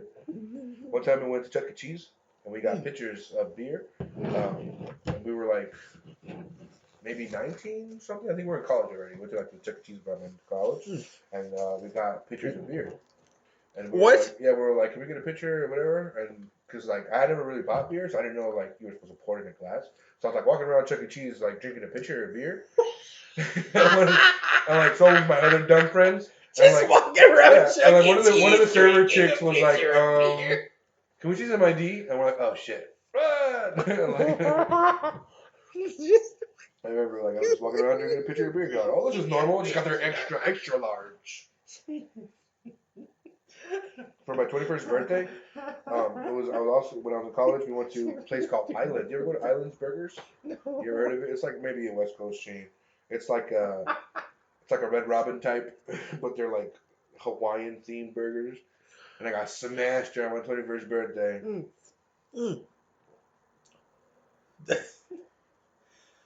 I remember because my parents, on my 21st birthday, my parents took me out to like Ruby Tuesdays or some shit. And they were like, get your first beer. And then the waitress didn't ID me. And I was like, fuck, I could have been coming here the whole time and getting fucking beer. And they wouldn't have like. Yeah, I feel like, I find it hard to believe that you were carded as a young man. I never tried. I was, despite the fact that I'm just a complete scumbag now, it's actually pretty well behaved. Good. No, I just feel like you got a very thick beard going. I feel like you were the kind of guy who hit puberty when they were like 12. No, well, I got a beard. I could get a beard when I got a beard when I was in high school, but the penis has never dropped. It's still just. For me, like I still gotta grow a fucking beard. I fucking hit puberty, you know, like in college. You have a huge beard. I fucking right now. I'm looking at. Yeah, but it's like shitty and thin and scraggly. Well, yours is a man-made, like 12-year-old fucking Serbian prepubescent boy beard. Listen, you can't compare. The Serbians are. Still way too long to roll. God, I wish I could remember that. Like, I wish I could remember who said it, but J. Jonah Jameson. Well, because you know, there's like the Czechs. Because there was some U.S. president who had this quote. It's like the Czechs are the most dangerous because they're like, what if Asians were white? They're like industrious, but like it was like super racist. But like, they're disciplined, but they're tall. Yeah, exactly. With some shit like that, it's like they've got our size. They got like normal people's size. Yeah. I'm Mexican, so I'm pretty short. I mean, you're pretty tall like. I'm Puerto Rican. I think I don't know if they're known for being. I don't know what the. They're known for being like thin and wiry, but I'm fat. So what's the like ethnic makeup of Puerto Ricans? Is there any, I'm sure there was Native Americans. I'm sure there was natives. I'm pretty sure. Not Americans, because technically they're. Oh well, so like on Puerto Rico, there were like the Tainos were like the native people there. Then like people from Spain came over and took over and raped a bunch of them and fucked them. ¿Qué es esto que está pasando aquí? Yeah, and actually, what's funny is like, again, like to get to it, like 2016 election with Trump. I remember everyone was like thought he was gonna like lose. I thought he was gonna lose. I thought like everyone. I thought he was not that stupid. I thought he would lose, but everyone thought he would like. Everyone thought he would like lose Latino vote, but it's funny because I just remember like because Puerto Ricans are like. I know this about Puerto Ricans and Cubans, but like some Latinos, like, we can say this on a Latino podcast, but Mexicans too. They're all fucking weirdly conservative with like a religion. But also super racist. Like in Puerto Rico, the governor is always a light skinned guy. Oh, yeah. It's never a dark skinned guy. Because my grandmother was super light skinned. Like she was like, but my grandmother was like super dark, or my grandfather was super dark, and like my grandmother's family was so pissed at her for marrying a dark guy. Oh yeah. Like just so but it's like Spanish people are super racist sometimes. Like Cubans too. Like because my uncle who's full on Puerto Rican, he was born there, moved to Massachusetts, but he went to Florida for a little bit. And he was working in a factory in Florida, and he was working with Cubans. And like for the first couple of months, everything was fine, and then he let it slip in conversation that he wasn't Cuban himself; he was Puerto Rican, and then like. Well, he said it's funny because they weren't racist to him, no one was mean to him, but they just straight up stopped talking to him. He's just straight up, no one would talk to him unless it was an essential work thing. Unless it was like you need to pull the lever, you do something, like he's just like they cut him off. Yeah, he said it like it was like insane. Like my point is, when Trump was being like super mean to Mexican people, part of me was like, yeah Cubans aren't gonna give a fuck about that. Will Puerto Ricans? I don't know. I know Mexicans who are like, yeah, close the border. I'm already here. Like, you know what I mean? A lot of that shit going on. I saw Andrew Schultz. Shout out, Andrew Schultz was doing a bit in Miami, and he was like, Cubans, you guys are so fucking conservative. You were like, hey, I touched my foot dry. I'm here, I stay. Everybody else can go. Look, no more people. America is full. A lot of Cubans are conservative too, though, because like, so Fidel Castro, when he took over communist Cuba, like, I don't know how many people know it, but like, before Fidel Castro took over, they straight up had slaves, like America. Shut up, Batista. Yeah, they straight up had like plantations and slaves, and when Castro took over, he like took over the golf courses, he took over the plantations, he freed all the slaves. And a lot of the rich people from Cuba who were the quotes victim of that fled to America and ended up in Miami. But my point is like a lot of them are conservatives. It's like we fled here because Fidel Castro persecuted us by taking away our plantation and our slaves, and we had to flee. Like a lot of them are the descendants of bad people. It's like I don't want to talk Game of Thrones, but. It's like when Daenerys fled the slaves from Slaver's Bay, and all like the slave masters were like, "How dare you? Our economy will crash." It's like that kind of shit. And she was like, "I will break the wheels of history." Yeah, but then imagine those guys flee and they're like, "We hate Daenerys because she made us give up the slaves." Like it's just like Also, fuck Game of Thrones. I apologize for bringing up Game of Thrones. We talked about this on the last podcast. Censor it. Censor it. Can you word HBO listeners? Can you buzz it out, beep it out, beep? I'm like Game of beep. Well, let me ask you this though, beep, Gary, fucking beep. Let me ask you this though, because my initial reaction was that Game of Thrones got bad at that last season. Obviously, the last season's bad. We're not disputing that. That's not, but like. Do you because when I look back at it in retrospective, like, do you think it really just got bad in that last season, or do you think that it yes? Because I think it kind of gradually. I'm asking that because I think it kind of gradually got worse, and I feel like I didn't notice till the last season. Because the thing is, when I think about shit, I remember like the last really good, important, cool thing I remember might be the Battle of the Bastards. But like after, that was a great episode. But even like the season before the last one, where like, do you remember when like Jon Snow leads the company to where the White Walkers are, and then like, because that like fucking Baratheon's son somehow runs like 7 miles, and then a dragon fly. Well, but then like Daenerys like. It's weird because I forgot about that. He like ran to get help, and he never came back, right? Well, no, he never came back, but he made it to somehow like he somehow made it to where Daenerys was, and then Daenerys flies a dragon to like save them. Was he in the final battle in King's Landing? Maybe I don't know if he's in the final battle or not. But the thing is, in the beginning, they treat it's like if people want to go somewhere, it takes them fucking like 2 weeks to get there. But that one, it's like I don't care about Robert Baratheon's son like. Run somewhere, then he gets on a ship. I don't care about any of that stuff. I know people were saying like season 6 was already declining, season 7 was bad, and season 8 was really bad.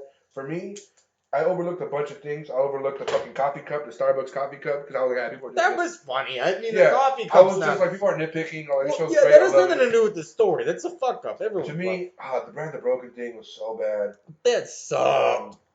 What else? I thought they were doing. I was like Jon Snow killing Daenerys was really bad. Him being fucking sent to Beyond the Wall was really bad, and him not being king. Like It was all so because bad.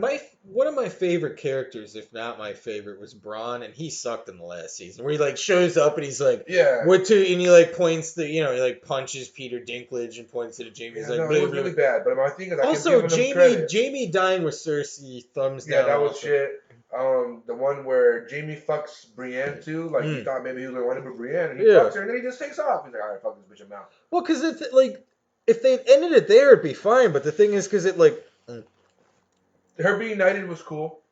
Her being knighted was cool, but it's like, because like characters have arcs, and like Jaime Lannister's arc ends really cool with him like sleeping with Brienne and realizing like all these things about himself. But then like when he goes back to Cersei, it's just him being like, it just undoes all that.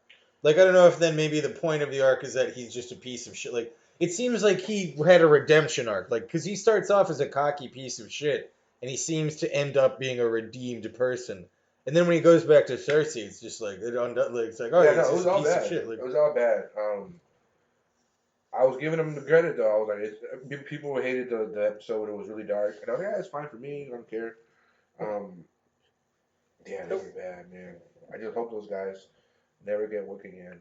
I hope they become homeless. I want them to become homeless. This is fucked up. This is why I'm an asshole. I want them and I hope all homelessness is cured with the exception of 2 people. With the exception of these guys. I hope we solve the homelessness problem. Everybody is healthy and safe, and they have homes and they have shelter. With the exception of 2 people, the 2 writers and showrunners of Game of Thrones, fuck face and stupid ass. Yeah. Well, did you know? Well, did you know? Because in the streets, naked and cold. Because I don't know if they'll die in the streets naked of syphilis and cold, but I will. They will.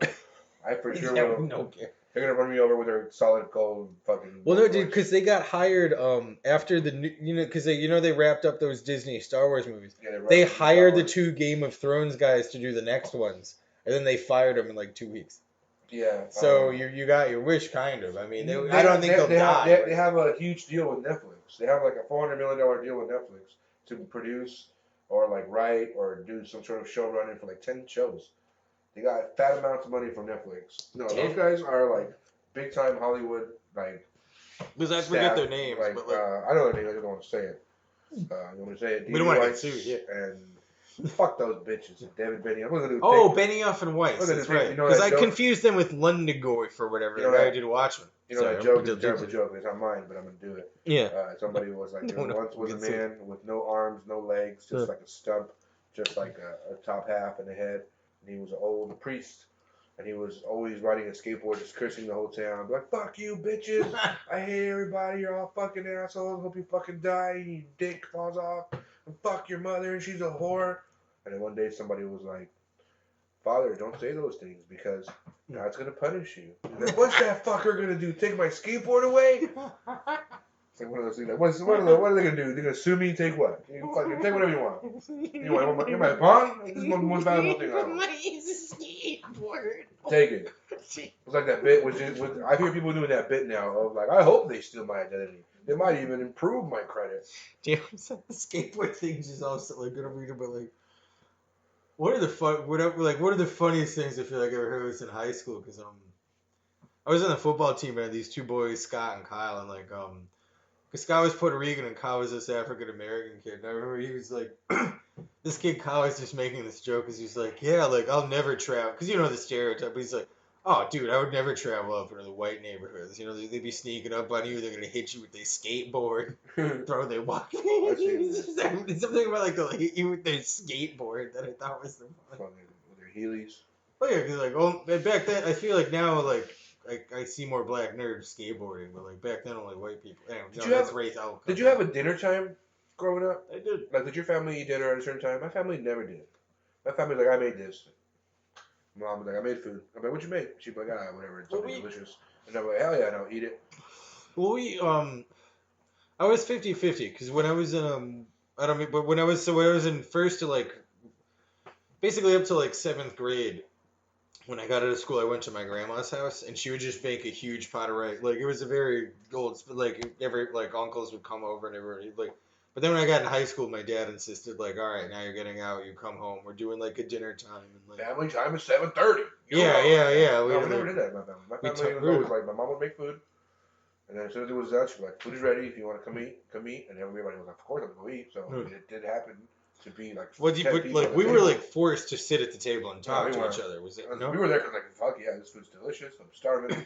Did you guys have conversation? Oh yeah, for sure. They're like, hey, who's fucking that bitch who fucking took 20 minutes in the shower this morning? What? Like, that bitch was your dad who had to wash off the electrical burns he received while running from, I'm going to make it as sad as possible, from the dog catcher who was trying to deport him after a failed attempt to transition him into a dog. The dog bit his ass. Now the dog's part of him. The dog's just like sticking out behind the chair. It's like, the dog's his ass. Back in my day, Son. we didn't just get spanked like you did. Oh, man, I'll be lucky you got spanked like you. Son. My grandpa. Oh, dude, I'm sitting in this bit. Son, the dog's my ass. Have you seen that thing? You ever watch that show, Atlanta? No, but that's the one where Jesse Smollett, right? Where No. he got fucking beat. You're thinking of Empire. Oh yeah. No, Atlanta's that Childish Gambino show on FXX. Right. 50 Cent was talking shit about Empire. Jesse, did you ever see the Chris Rock thing on I forgot what award show? No. He's on an award show hosting, and he was like, Jesse Smollett. He was like, you don't even get the privilege. He called him Jesse. He's like, Jesse, you're not even Jesse no more. We don't respect you enough to call you Jesse. Your name is Jesse now. I was gonna bring it like. Remember that Chris Rock bit where he's like, "Do you ever accidentally eat the big piece of chicken your mom is just so that was the whole episode tiny pieces of chicken"? That was that whole episode of Everybody Hates Chris. Oh yeah, oh that makes sense. Because that was a good show. Well, I was a big Norm Macdonald fan when I went back and watched the show. I'm like, it's funny how much of his stand up is just the show. So I would be surprised. All those guys, all those shows. Chappelle show. I read Norm's book. George Lopez's show. Like all those dudes get sitcoms because of the material they put on stage. Well, and then it just kind of becomes. I used to like the George Lopez show. They write a show and they're like, "Here's my show," and then they're like, "Yeah, but we saw you do a bit where you talked about and then the big piece of chicken." We were thinking that, Mr. Lopez, we heard your bit about how every Mexican is a haunted room. We were thinking that would be an episode. Well, it's funny because I remember George Lopez's show got canceled after like 7 seasons. That show sucked. I don't mind. My family loved that show. I hated that show. Really? Because that to me was just another. That's when I was over the sitcoms.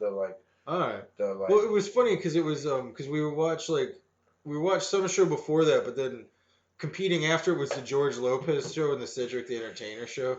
And my mom wanted to watch the George Lopez show, even though we're Puerto Rican.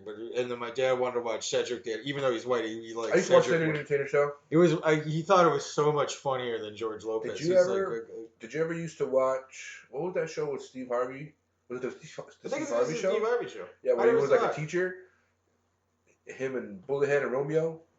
I never saw it, but it was probably great. They had Romeo. Steve Harvey, it was the best. Was he Bullethead? I don't know if he's like I never saw the show, but was he in Gone in 60 Seconds? I never saw that either. Dude, what do you watch?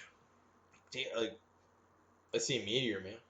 I seen Blue Streak with Martin Lawrence. Blue Streak. Yeah. No tango, el gato, and los pantalones. Dude, Bad Boys 3 is available to download. I know. I saw it. I'm like, dude, right now, shout out PlayStation. They have a special. Oh. I just bought FIFA 20. Really? You're a soccer guy. Yeah, I used to love FIFA, dude. FIFA was my favorite game. That's probably the best game I've ever been good at, ever. I'm not good either. But, like, the best game I'm ever good at is FIFA. And they had it for $20, originally $60. And then they also have NBA 2K20 on there for $19. I bought both. I think I have NBA 2K20 on my Switch because they had a sale. Is it good for Switch? I played it like once. It's okay. The graphics really suck. I have a demo. Well, because they had it on sale once, I swear to God, for Switch for like $1.99, which probably means it's not legal. Yeah, probably not. They wouldn't. Like, I brought my Switch. Dude, I missed. They had a sale on PlayStation. They had Marvel vs. Capcom 3 for like $5, and I blew it. I didn't buy it. Because 3 is when they go into like the 3D shit. I feel like the 2D shit's better. I'm getting nerdy about it. 3, I think, is when they start doing like Avengers licensing and like because Marvel licensing things. Because then all of a sudden it's just like Gamora. Yeah, like no more Omega Red. No more. Omega Red was dope. Omega Red's dope. This look like Dude, I used to collect. But I even used to be a huge X-Men fan growing up. But Marvel, like the cartoon. Yeah, I used to collect the. Remember the cards? Dude, I used to have. The cards? Oh man, fucking Mariko and Mystique, Omega Red and fucking Sinister. Mr. Sinister. Oh, and only Cyclops can fuck up Mr. And what's Moko? Mako? Because it's the Morlocks. No, he's a little like fat alien. Oh dude, God, like Murdoch or something. Yeah, on like a floating thing. Yeah. Moduk, because he's like that gross guy with the because he like brings him to fight in the alien arena and shit. I remember he used to have a dope ass, like I remember like different Cyclops, beasts. I used to go to the swap meet. I used to love going to the swap meet when I was younger. People would be hawking those shit at the swap meet. It's like a flea market, right? Yeah, flea market, yeah. Because I used to go to the flea market as a kid and buy action figures. It'd be like, because there'd be some guy with like a Ninja Turtles action figure with a missing arm, and he'd want $1.50. Be like, I'll give you 75 cents. And I'm like, yeah. Yeah, I used to go. Just people buying shit. And it used to be like little cases. Like, dude, that Cyclops is dope. Dude, holographic and shit. Dude, that shit. Yeah, I used to being a kid ruled. It's just fucking. No, being a kid, like, when you don't, like, all you have to care about is, like, Burger King Kids Club shit. What's that? Where being a kid is, what's that motto? Where that, like, it was probably a kid show time? Where you can be a kid. What is that? Chuck E. Cheese. I was more of a DZ Discovery Zone guy. Oh, Discovery Zone! Yeah, because they had the little, like that. Discovery Zone! I don't know. I know Discovery Zone. I forget, a zip line. They had like a zip line. You could fall on the thing. I used to love that shit. Damn, I had such a great childhood. It's weird because I turned into such a miserable piece of shit. Like, it's funny. You know, to show you, man, that nobody knows what they're doing. There's no, like, thing. Well, especially now that we're in quarantine, everyone's got to, like... I think you gotta have some adversity. I think if you have a person who had a shitty life, they grow up not wanting to have a shitty life, or at least not wanting to give their children a shitty life. So then those children recognize that and like, oh, okay, right? I feel like kids of like drug members or drug dealers or gang members don't usually turn out to be gang. Yeah, they're obviously like those weird generations of gang. I'm a gang bang. This is my great. But some people do like daddy big gang bang. But there's those who are like, yeah, my dad was a piece of shit, but I'm the best. No, I mean that like that like. I think that's more the case, though, right? Well, it doesn't make sense. That seems irrational. That seems. No, I mean sometimes it does, sometimes it doesn't. Like there are like there's a lot of cases where like. You would think if you're not getting help from like the main source of help that you should be getting, you're probably not gonna. Like promising future. Oh, if your mom's a crackhead, like you're probably not gonna do pretty well. Yeah, because for me it was just like I was kind of spoiled, so it's just like I never noticed. I just never noticed like. I was the firstborn. Oh yeah. And I was the only child for like 6 years, and I was just like me and. Oh, your sister's that one? Yeah, my sister is. Don't say her name on the podcast. Her name is stupid face. Yeah, she is. Oh, she is 24. Yeah, 25. I don't know. Anyways. So you were the golden child. For the 6 years of my life, I had like, my parents' attention, and then she was born, and then they put me in a wooden basket and then floated you down the river. Down the river, dude. It's cool. It all worked out. I got picked up by a pharaoh. Were you jealous when she was born? Were you like, no, and trying to give her the people's elbow? No. I feel like that pharaoh family of cats really do. Like, really, really, really. See what I did there? Thought I meant pharaoh like from Egypt. But instead I meant pharaoh like a cat. See what I did there? What are those called? A pun. No, it is a pun, but it's also a word that sounds the same, but it's not spelled the same. Homonym. Homonym? Boom. That's some fucking. Huh. That's why I'm the composition for your life. That's why I'm the co-host, man. I got you back at all. All right. What do you call that thing that like grows on your dick and it makes your piss burn? Oh, gonorrhea. I got that. Gong. Dude, Oh, I don't know what they call it, gonorrhea. If I still have it. Hey-oh! Yeah. It ain't going nowhere, if you know what I mean. Damn, I should get a I would work on sound effects. Oh, dude, I bought a piano. You do have a piano. Holy shit, dude. Oh, I got some sound bites. You want some sound bites, dude? I would love some sound bites. What we got up on this side? Check it out. Because there's a chance if this is a USB, we can hook it up in the computer and then do fucking shit. No USB port, dude. It has, not only it has something called sustain. But check it out. If you do like house shit or hip hop shit, no. Synth pad, drum set, GM tones, 394. Let's see what that is. Are you still recording? Yeah. See, there's like. Let me see. There was one that had like a bunch of weird shit. Let's do 400. We're gonna do shit like that. Like, hey, hi.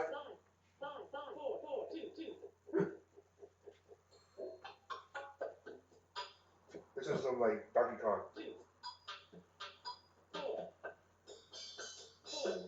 You can do that.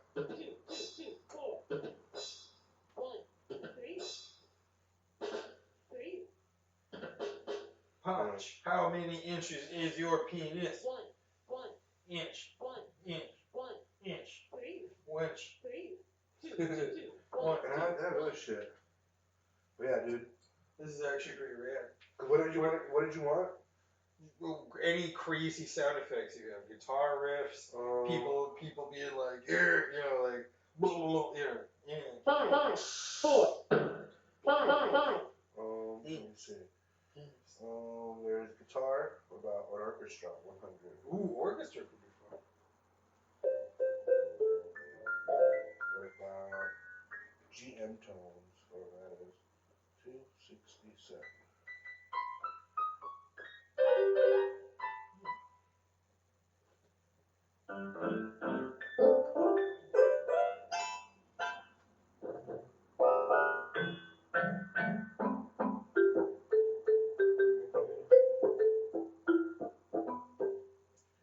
Why don't you tell me something? If you do 3 keys, no matter what, that's always a chord.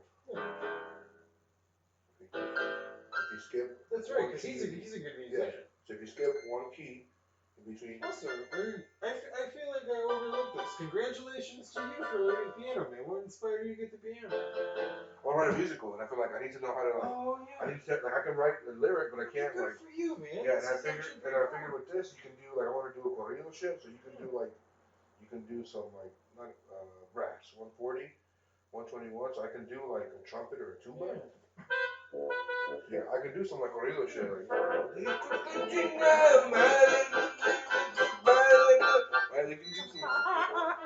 Like, are you gonna do that like Tejano music? Yeah, it's like it kind of sounds like the Flintstones, like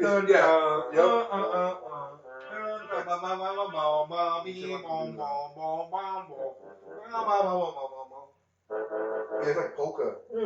Yeah.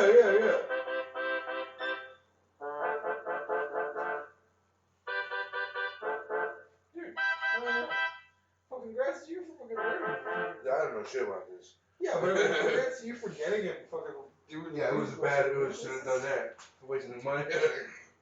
They're still recording? How do you do? Yeah, we're still recording, but I'm trying this green sleeve shit. How do you do green sleeve? How do you enter? I do what? This was. I'm just trying to know. Yeah, if you enter the numbers here or change it changes the type of thing. You can also put like a metronome on it. You want to start rapping? Yo,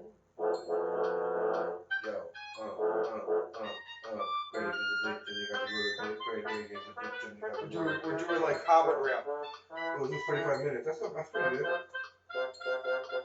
Oh yeah, because we were recording straight up that for like an hour and a half. But now you can just hit the thing when you want, right? Yeah.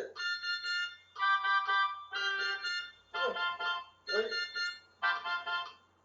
It's just.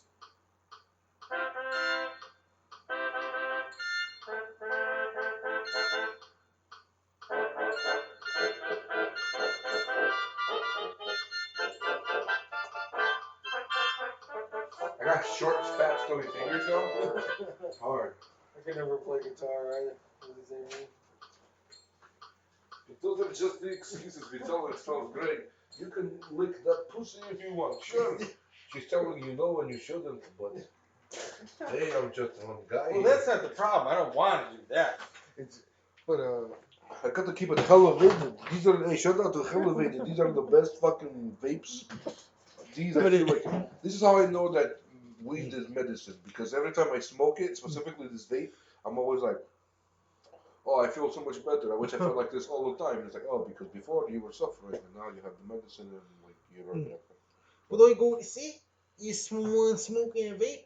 It's important that we note that actually we're both being played in this by Taika Waititi in green screen. See?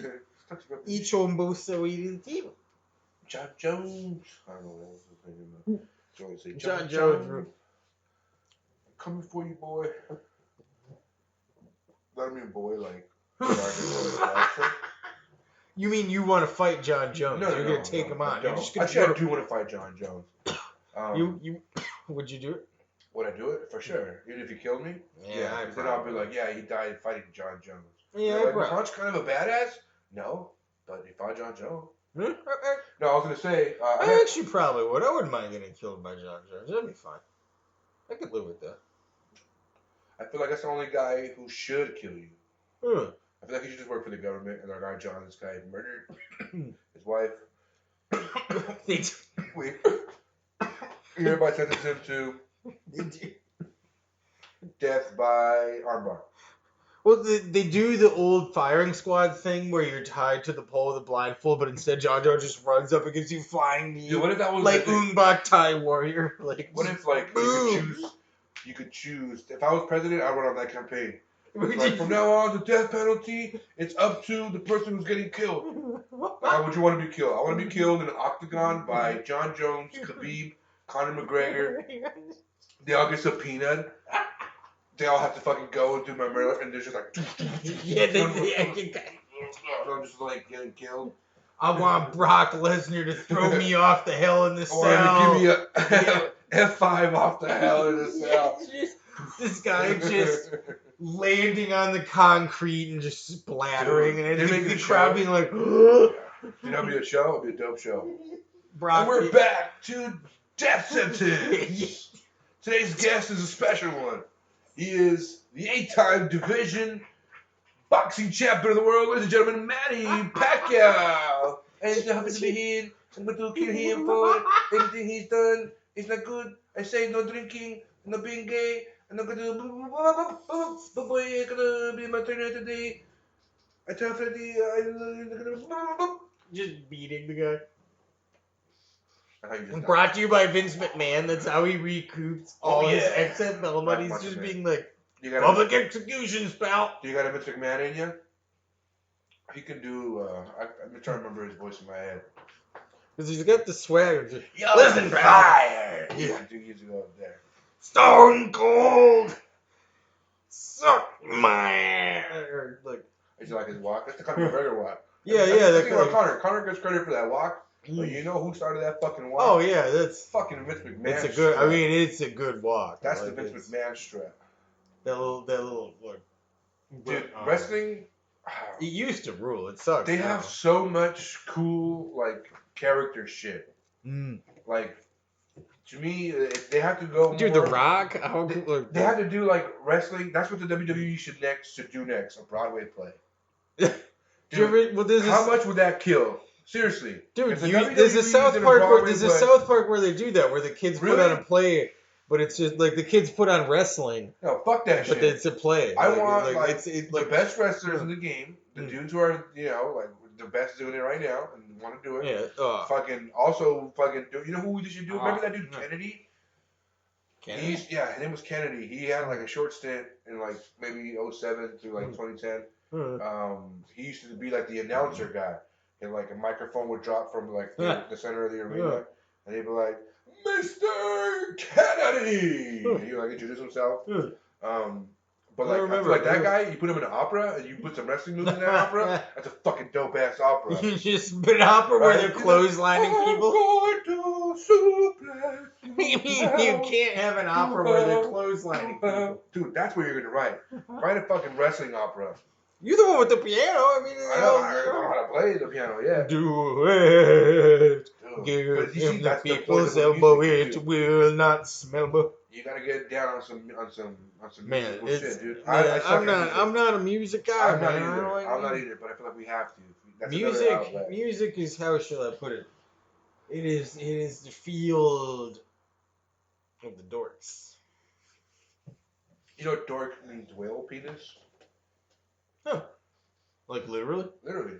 That's like scientific term for the penis of a whale. Well then, I rescind my comment. I'd love to be a dork. You'd love to be a whale, man. Do whales fuck? Oh, they are mammals, so they must fuck, I guess. Oh, do whales fuck, the mammals or not? I would love to see a whale, man. I seen a beach whale. It was dead and decomposing. It smelled so bad. Did you? Still fucked it. But I was gonna say, did you get to have sex with? Like, for sure. It was a gray whale. Because I've been thinking about that because I watched that Sonic the Hedgehog movie, man. Oh, I was waiting to have sex with it. That movie good? I mean, it's a movie for children, so. Yeah, but. So if Casino. Yeah, it's a Casino with Robert De Niro. Murdering. You fucking idiot. Yeah. You know what you fucking did? Can you do a De Niro? I asked you. I fuck could maybe do him in The Irishman, but not the fuck is the matter with you? Jinxie Cat? Hey, Jinxie. Yeah. I could, because I could do a little, like... What's the matter with you, fucker? You don't do those kinds of things around here. Come on. It's the Eagles. You ever see somebody look like playbook? And you sit down, you got the juice. Come on.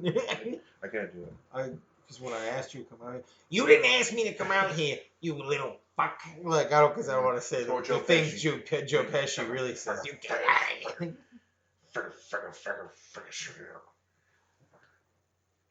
But, Hey, Gush. You ever see that movie? Yes. This guy. Gone Fishing?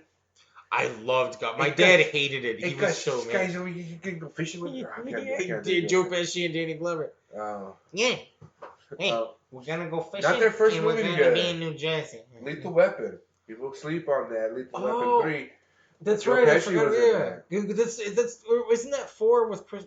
With Pesci? It might have been 3 or 4. Oh no, Pesci's the first one. Pesci's in his 3, because then 4, Chris Rock is in it too. Chris Rock is in Lethal Weapon. There's a Lethal Weapon 4 that kind of sucks with Chris. Well, I miss those days of like watching a cool action movie with your dad. Yeah, like because my dad took me to see It's funny because my mom took me to see the Spawn movie.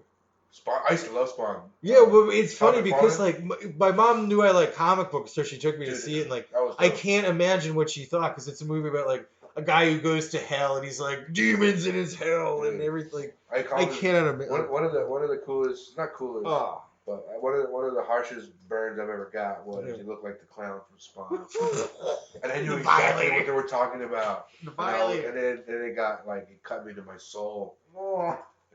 Also, because he was played by John Leguizamo, but that even makes it cut closer. Yeah, that to me made me feel bad. That made me feel I've always liked John Leguizamo. So to be compared to him is an honor. You ever watch that movie, The Pest? No, but I heard that's great. My mom used to hate that fucking movie.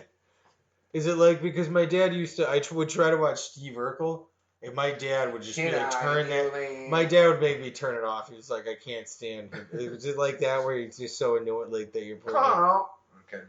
What was the pest? Was the pest just so annoying that your mom was like? The movie was called The Pest, right? He was so annoying. Remember the movie starts with him in the shower. It's him in the shower, and he's just singing, and he's just singing for the beginning of the credits.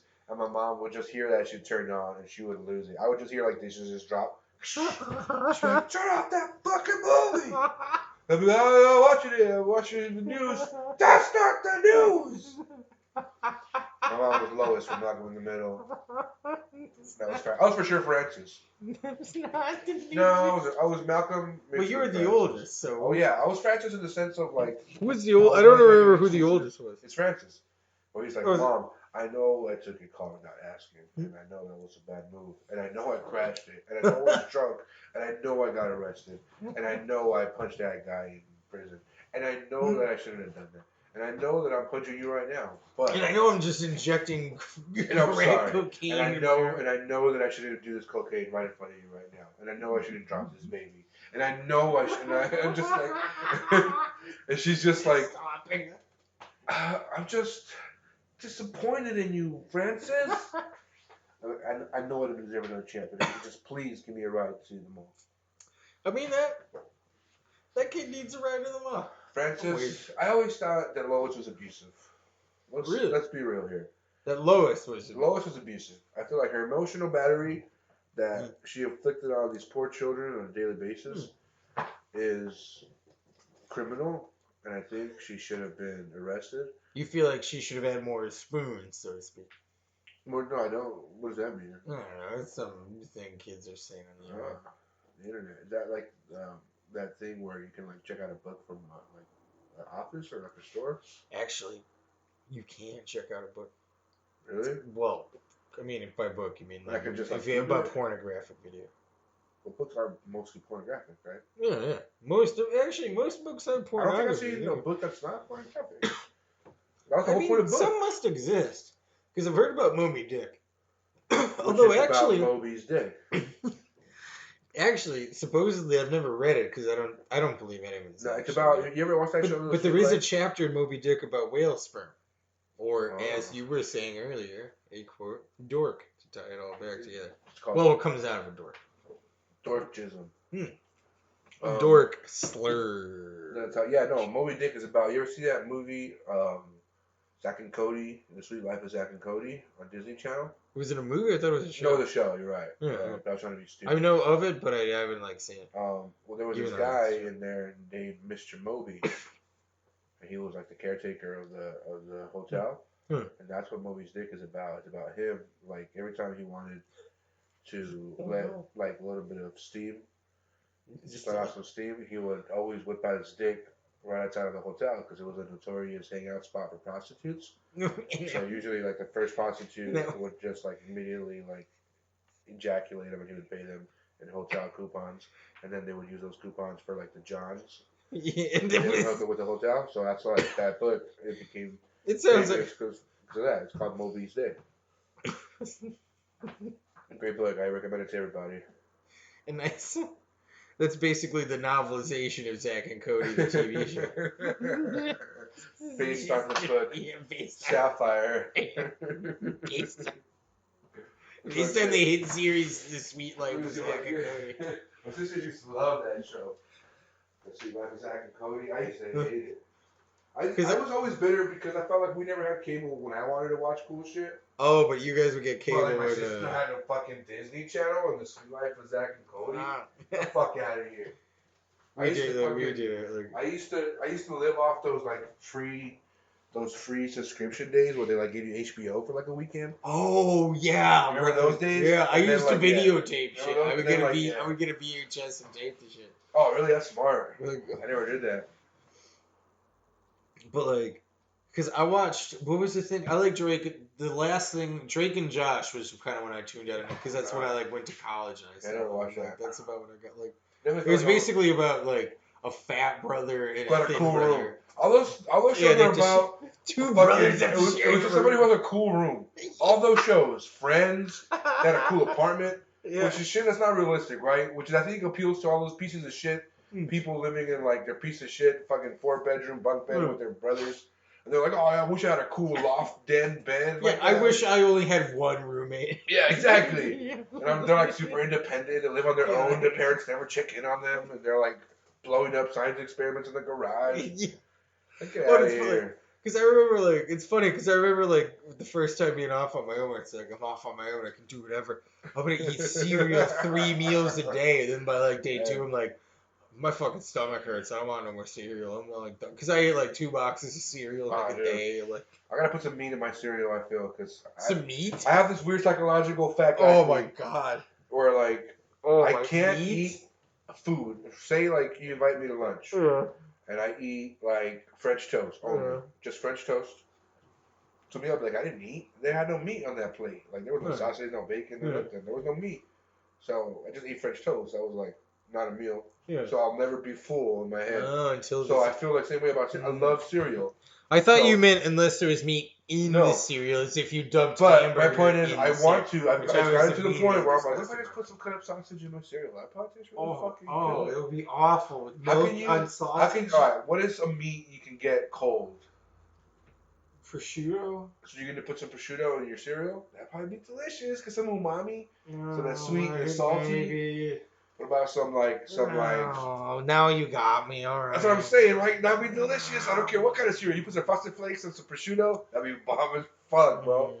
Especially shit your pants, bro. Especially if we just absolute diarrhea. Just shooting out little frosted what is the toucan Sam cereal? They're great. No, that's frosted. Oh, my bad. That's what I was talking about. You're thinking of Fruit Loops. Fruit Loops. Damn, I fucked it up. Little circles. I mean, a Fruit Loop, that would be a funny name for diarrhea. For your butthole after all the, like, orange I feel like if I had to say dye. Fruit Loop is what I have when I wipe my ass with too many baby wipes. And, like, I leave my anus very sensitive. To the point where it's kind of red. It looks like a little Fruit Loop. Stop it. And you want to pour sugar on it and put it in milk. Pour some sugar. Oh, that was our. I got a lot of toilet material. A lot of toilet material. Yeah, because we can't do stand up anymore. My phone's over there. Because we can't do stand up anymore, so we're gonna have to figure out like. Because got. people are doing stand up on Instagram now. They're trying to do you can't shows. do that. I mean, yeah, with no audience, it's impossible. All right, what if you just try? Just do it. You gotta adapt, man. You gotta evolve to survive. What if this is a new reality? Fucking stream? We did a workshop with kids, a magic workshop with a magician. He showed kids how to do magic via Zoom. It was pretty dope. If you're into it. Well, what if because I could do this. I could just download. I shouldn't give it away.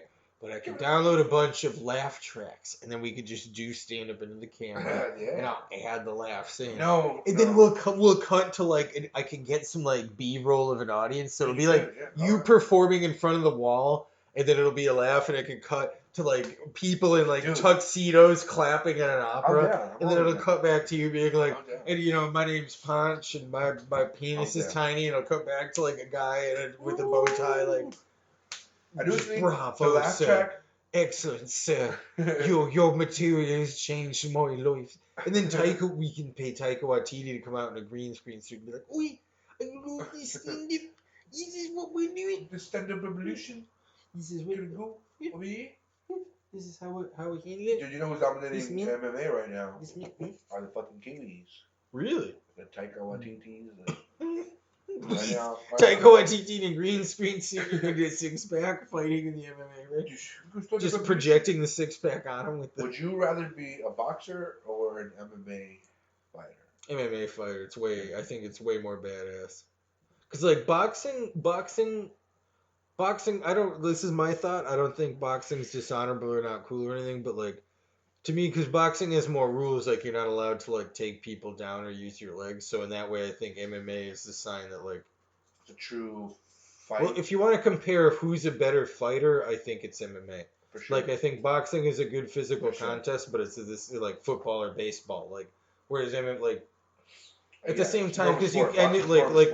Yeah, and if it's a real fight, you could, I guess, like, and if it was a no rules thing, I know you could do, like, mountain shit where you're doing that, or, like, ripping a guy's testicles out, but, like, MMA is the closest I think you can get to, like... I always feel like the referee is the biggest thing in any fight. Boxing, MMA, whatever the competition is, taekwondo, kickboxing, fucking jiu-jitsu.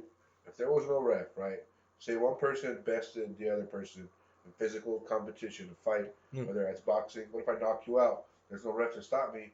Yeah, you can just keep bashing your brains out till you die. Probably. Right? MMA, I'm fucking you up. I'm choking you out. I got you in jiu-jitsu. I'm fucking choking you out. You're out already, and I'm still choking you. The ref, there's no ref to stop you. You're gonna die right there, right? So that's what I feel like. Well, because I was watching. It was like sanctions. That's a thing. So yeah, because I was watching some YouTube thing the other day. It's like the best. It was like the top 10 like best John Jones knockouts. But this one where he's got a guy in like a guillotine choke against the cage. Yeah, and he's got like one arm down and the other's like, yeah. And then like, if the ref didn't call that, he could have killed him. Like, yeah, the ref right. The ref didn't see it. You know, John Jones was let go. Oh, really? Yeah, John Jones was like, oh, this guy's out. Which, how good a fighter is that? He's like, I guess. Which is a lot of times, though, there's been fights where, like, a dude taps and the guy lets go because he tapped, but the ref didn't see it. The ref's like, why'd you let go? The fight's so good. It's like, he tapped. He's like, I didn't see nothing. That makes John Jones even more bad. But, like, that point being, though, like, good on him. He could have killed that guy if he'd hit, like, or given him brain damage. They do that thing in wrestling where they're just like, what? Yeah. Oh, yeah. We think how silly that is, right? I never thought about that. Like, you do like the 3 arm. If his hand hits 3 times, he's dead. Yeah. But 2 times, he's still in there. Yeah. There's something in his brain still working. It's like the grandpa. It's like the hellfish thing where he's like, he sends Bart down. It's like, you tug on it 57 times. My boy is dead. 58. He's found the treasure. Because it always happens in wrestling too, where on the 3rd one, like the hand, it's always mysteriously goes up. 2. It's on 3. Oh no! Oh my God! Diamond Dallas Page is up. Dude, I was watching an interview. Dude, have you seen The Dark Side of the Ring? Dark Side of the Ring yet? I haven't, but I've been noticing. Dude, I thought you were real rested. Anyways, they have Jim Ross. And he's like talking, and he seems so like not his typical like.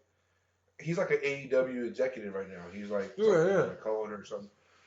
But he's very poised, and he's like, and he doesn't sound as much as he did when he was doing the. He's not doing the old like. Which shows how like great of a performer he was, right? And you never really noticed it, but he was like closing one eye, and he was like, bah, well, no, I think he had palsy for a while. Well, he has, well, maybe that's what it is, because he still has a slight little like. Whatever, but like back then, he looked like he was leaning into it. And it was like, my God, and it was so good. It made for like better TV. Yeah, because I haven't. Have you been into AEW at all? That hasn't really been my like. I kind of like hear about it peripherally. For me, wrestling, I lost when I realized that there was like scripted outcomes. I don't know. I feel like I used to like delude myself. The term. When I was younger. Yeah, because I used to pretend it was real. And then when they were like, it's fake, right? But I was like, yeah, it's fake to an extent. Like, it's fake this way, it's fake that way. But, I mean, The Rock and Stone Cold really do hate each other, right? But, like, even that was scripted, which I didn't know. And that's when I really started. Well, in some cases, I'm sure those guys really took that parking spot. Oh, that son of a bitch, I'm going to really kick your ass tonight in the ring, bitch. Hey, fuck you. But like I was the same way because I used to delude myself into thinking it was real, but at the same time I was like, but that's so weird that Stone Cold wins every match the same way, or that like Bret Hart wins every match the same way, where he does a leg sweep, then an elbow, then a sharpshooter. Like they all win the match. Like that's so weird. Even though I would think if I were the opponent, I would look out for that. I remember being so upset at the outcome of the fights. Yeah. Where I'm like, all right, fuck this show's gonna happen. I knew it, and I still, I'd be so mad at myself. But I was gonna say, now that I'm older, I realize that how epic wrestling was, where it's like, depending on your training, like a lot of these dudes know, like the script writes itself because of like the physicality. I know if you're doing your finisher off top rope, like I can kick out if I want to. Right, I can keep it going. Like I don't really have to follow the script, but like they all know, like, oh, he did that, so I have to do this. Yeah, well, if they give you the finishing move, you're supposed to. Yeah. Or it's like a cool thing where it's like I like that. Like it's like a ballet almost. Where it's like okay, I see he's over here now. Okay, I have to like. Right, it's like a weird dance. Yeah, you don't have to like script it out as much. It's just kind of like. I mean, that's Like how many chair shots before you're like, all right, that was the last one. Hopefully, oh man, I used to kind of want to be a wrestler when I was a kid too. I'm glad I don't. I didn't want to be a wrestler, but I did used to love it. It was so cool, like watching Mankind get thrown to tables. The Rock and the Shot Connection. Bye bye. What about so I got it. The Rock and Cock connection, and they're docking. Nah, that would have been. If I'm being honest here, I know I should support you more, but the Rock and Cock, I feel like that's too obvious. All right. The Rock and Sock connection. I like that because it doesn't give any credit to Mick Foley. However, if you're a Mick Foley fan, you know that sock belongs to Mick Foley. All right. What about the Rock and Doc connection? But it's the same thing. They're docking. And it's Doc from Back to the Future. Yeah, but also their penises it's like a Rick and Morty show. Yeah. He's like, hey, Morty, we gotta put our penises. You win the championship here, Morty. Well, then he puts the portal. But then he fires the portal and it cuts off the Rock's penis, and then. Okay. And Mr. Peabody. Yeah. I don't know. It's like Sherman. It's like Peabody and Sherman. Shut up, you. Actually, I didn't think about that. Rick and Morty is just kind of Peabody. There's a lot of and those, Sherman. right? There's a lot of those tropes. I really don't like Rick and Morty though. Not a fan. I never seen it. First of all, I never. But I refuse to watch it because I feel like to me it's just too much like Ren and Stimpy meets Back to the Future. You know what? You know what I mean? Listen, I don't mind. I like the show, but I respect that because I refuse to watch the BoJack Horseman show. I tried watching it, but everybody used to love it. I tried watching it, and I was like, I get it. Good show. Too depressing. I'm not going to watch this animated show. Yeah, that's sad. And it's like, it's more sad than it is funny, so it's not worth it for me. It's good. I feel like I'm over Will Arnett, too. Like, I liked him in a bunch of shit. The best thing he ever did was fucking Lego Batman. Yeah, he's not bad, but I feel like I see him in so much shit now. It's because he's one of those guys. I need a little hold off. He's one of those guys that, like, for some reason, like studios or like production companies or networks don't try to make them stars. It's like him. Who's the dude that was Chuck? Who's also Shazam. Oh yeah. I forget. You can waste your money if you want, putting him in your movie. But if I had $1 billion, I ain't putting him in my movie. Dude, it's funny because I didn't mind Shazam till the end. Did you see? I heard it was good. I didn't see it. I refused to watch any DC movie. I made a pact to never watch another DC movie after Suicide Squad. I got like 6 minutes into Suicide Squad, and I made a pact to never watch another DC movie ever again. Unless it's a Christopher Nolan movie. I will say this because I don't know if I really have since then, but except Aquaman, I did see Aquaman. I heard that was good too. I heard Wonder Woman was good. Well, there's a scene where like Aquaman beats his opponent. And he's got this jetpack. I'm sure it's terrible. Yeah, but the opponent's got a jetpack and he like throws a chain and the chain like goes around the guy and there's like a cliff and this guy's it makes the guy's jetpack fire him down the hill and it kind of do you remember when Bart wants to jump the canyon and then Homer does it by accident? Yeah. It's like that. He's just like boop boop boop boop. Like that's the only good part of the movie. It's just like watching Homer go down the hill. To me, I feel like Aquaman is lame. It's a lame superhero. Aquaman sucks. He's so lame. I don't give a fuck what kind of movie it is, how cool it is. Or how because Jason Momoa is just a second-rate Rock. It's like if he was cool, it'd be The Rock. Fuck him. Yeah, I feel like and if you want to come on the pod, Momoa, we'll fuck you up. My thing is, look, The Rock is a terrible actor. Jason Momoa is a second-rate Rock. That means he's even a worse actor. Well, at least The Rock's kind of charismatic. Jason Momoa. I'm sorry to say, look, The Rock more jacked, bigger. Megastar. Hercules diet. Right. My point is massive, bigger, more jacked than Momoa. More charismatic, cooler. Momoa, sexier, bro. I'm sorry. You think so? Yeah, I feel like his face, his tattoos, that long hair. He does it for The Rock is shaving the head now because he's gone bald, which I hope never happens. He does great. He does his head being bald, dude. I wish I had. No, I mean, The Rock fucks. I mean, The Rock gets laid more than we do. Unless he's married. I don't know. Dude. I have the sex slave in my dungeon. And that cat. But I'm pretty sure I have permission to like bang it as much as I want. Well, do you think The Rock could give the rock bottom and the people's elbow to Jason Momoa? Yes, The Rock is more athletic, more of a better competitor. You're right. He was like he went to the University of Miami. Fucking back in his heyday. He was a football player. Back in his heyday, I don't think he been in the NFL, right? Maybe he walked on. He played college ball. Momoa, I don't know Momoa's background though. Maybe he was like a rugby player. Cause he's from Australia, right, or New Zealand? I don't know. Or he's from Samoa, I thought.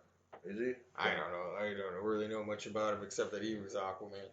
Wow. And he was in some movie or some TV show my mom watched called like Blind or something. I don't know. Is it like on Disney? Yeah. He has a thing. No, not Disney. Apple TV. Yeah. It's like quiet. I don't know. Like, he's part of a race of people who are blind, basically. I just think Jason Momoa is beautiful, sexy man. but I don't want to watch him that he's the lead in. Yeah, it's kind of like George. It's kind of like Jason Alexander, because like they tried to give him a show after Seinfeld where he was the lead, and it's like you're perfect if you're there like a third of the time. Same with Joey Tribbiani, what's his name? Oh yeah, Matt LeBlanc. Yeah, Matt LeBlanc was like at best 3. Like sidekick, the best friend of the best friend, the neighbor. Yeah, I don't want to see him. There was a cast like 8. Like how many friends were there? Like 6, 7. Like it was Ross. Yeah, Ross and Rachel, Chandler, Monica, Chandler, Joey, Phoebe, Joey. 6. Yeah. Like, he was 6, I would say. Yeah, but like 1 out of 6. You could say Phoebe. That guy came 5. But there were like 4 main people on Seinfeld. Like imagine trying to get a spin-off to 1 out of 6. If anybody deserved a spin-off in Seinfeld, it was Kramer. But he dropped those M-bombs. He wasn't coming back. Yeah, but before that, he wasn't getting anything because that show was so iconic. His performance was so good. Anybody ever saw was Kramer. Like I guarantee you, he couldn't walk into a fucking. He couldn't walk through a door. To get a haircut. He couldn't get a haircut. He couldn't walk through a door because they were like fucking Kramer. Right? Think about how many times you entered the door like, I'm Seinfeld. Well, they did try to give him one show after that. It was called like he was a detective. It's like, but like, he was like Detective Michael, but like Michael. But the gist of the show was, the conceit was, it's like, what if Kramer was a detective? Like that's what the show was. Like you're absolutely right. He got like sounds dumb. They should have done a spinoff of Kramer, but Jerry moves out of the apartment building. Kramer stays there. Kramer stays in the apartment. Kramer Adventures. Him hanging out with Newman. Like you could even do like some episodes where like, oh, Jason Alexander's here, George is here. It was literally called the Michael Richards Show. Yeah, the Michael Richards Show is an American sitcom. He was the only other stand-up on that show besides Jerry. He was the what? He's the only other stand-up comedian on that show besides Jerry Seinfeld. Yeah, did he do stand-up before? Because I know he was in that like weirdo. Yeah. I don't know. The show starred Michael Richards as a reality challenge but successful private detective. Sounds awful. Yeah, but yeah, stand-up comedian. Sounds awful. But I didn't mean to cut you off. He wasn't. Yeah. My point is, those guys' performances were so good that they will always forever be known as those guys. Elaine, what's her face? Drew Dreyfus, yeah. She got out of it more than anybody on that show. Yeah, because she got that show Veep. She had Veep. She was Caroline, whatever that show was. Well, that New Adventures of Old Christine was. So that wasn't a huge hit. That like 10 seasons. Well, I thought it wasn't 10, but it got a few. It was no like King of the Hill, but it got like. But none of the like. George Alexander's a Broadway guy now, because my girlfriend is an opera nerd, and so she got a thing from the Portland Opera, and one of their events was, this was years ago, but it was Jason Alexander Sings. It's like he goes up and sings shit from musicals. Apparently he's a singer. Because that's the only work you can get these days. I mean, I guess he's pretty... That's when he voices cartoons occasionally. I want cartoons to go back to the one guy does all the voices. Oh, like you know what I mean? like Futurama, where it's like Fry and then like two other or just the like. That's what, dude. Honestly, we should learn how to animate shit. I mean, it's not impossible. All you gotta do is just draw a lot, right? Now you can probably replicate it with computer. Anyways, actually, it's possible because anyway, I won't bore you. I won't bore the audience with animation detail, but I studied a little bit in college, so I know a little bit. Shit. Because it's in like basically with animation like. Well, so say you're putting a hand down. It's like, this is the main drawing, second drawing, third drawing. And then there's the in-betweens, which is like you get the American person to do these 3, and then the Korean, you send it off to Korea, and they do like ones in between. But I think now you can get a computer to replicate the 3. The big thing now is for animation, dude. I think that's probably right up my alley. What's right up my alley? This dead drug dealer named Jojo. Yeah, man. He was working because he's an essential worker during the coronavirus pandemic. Dude, drugs are essential during this time. Drugs are actually like. Yeah, man. He was just doing his job, and he got.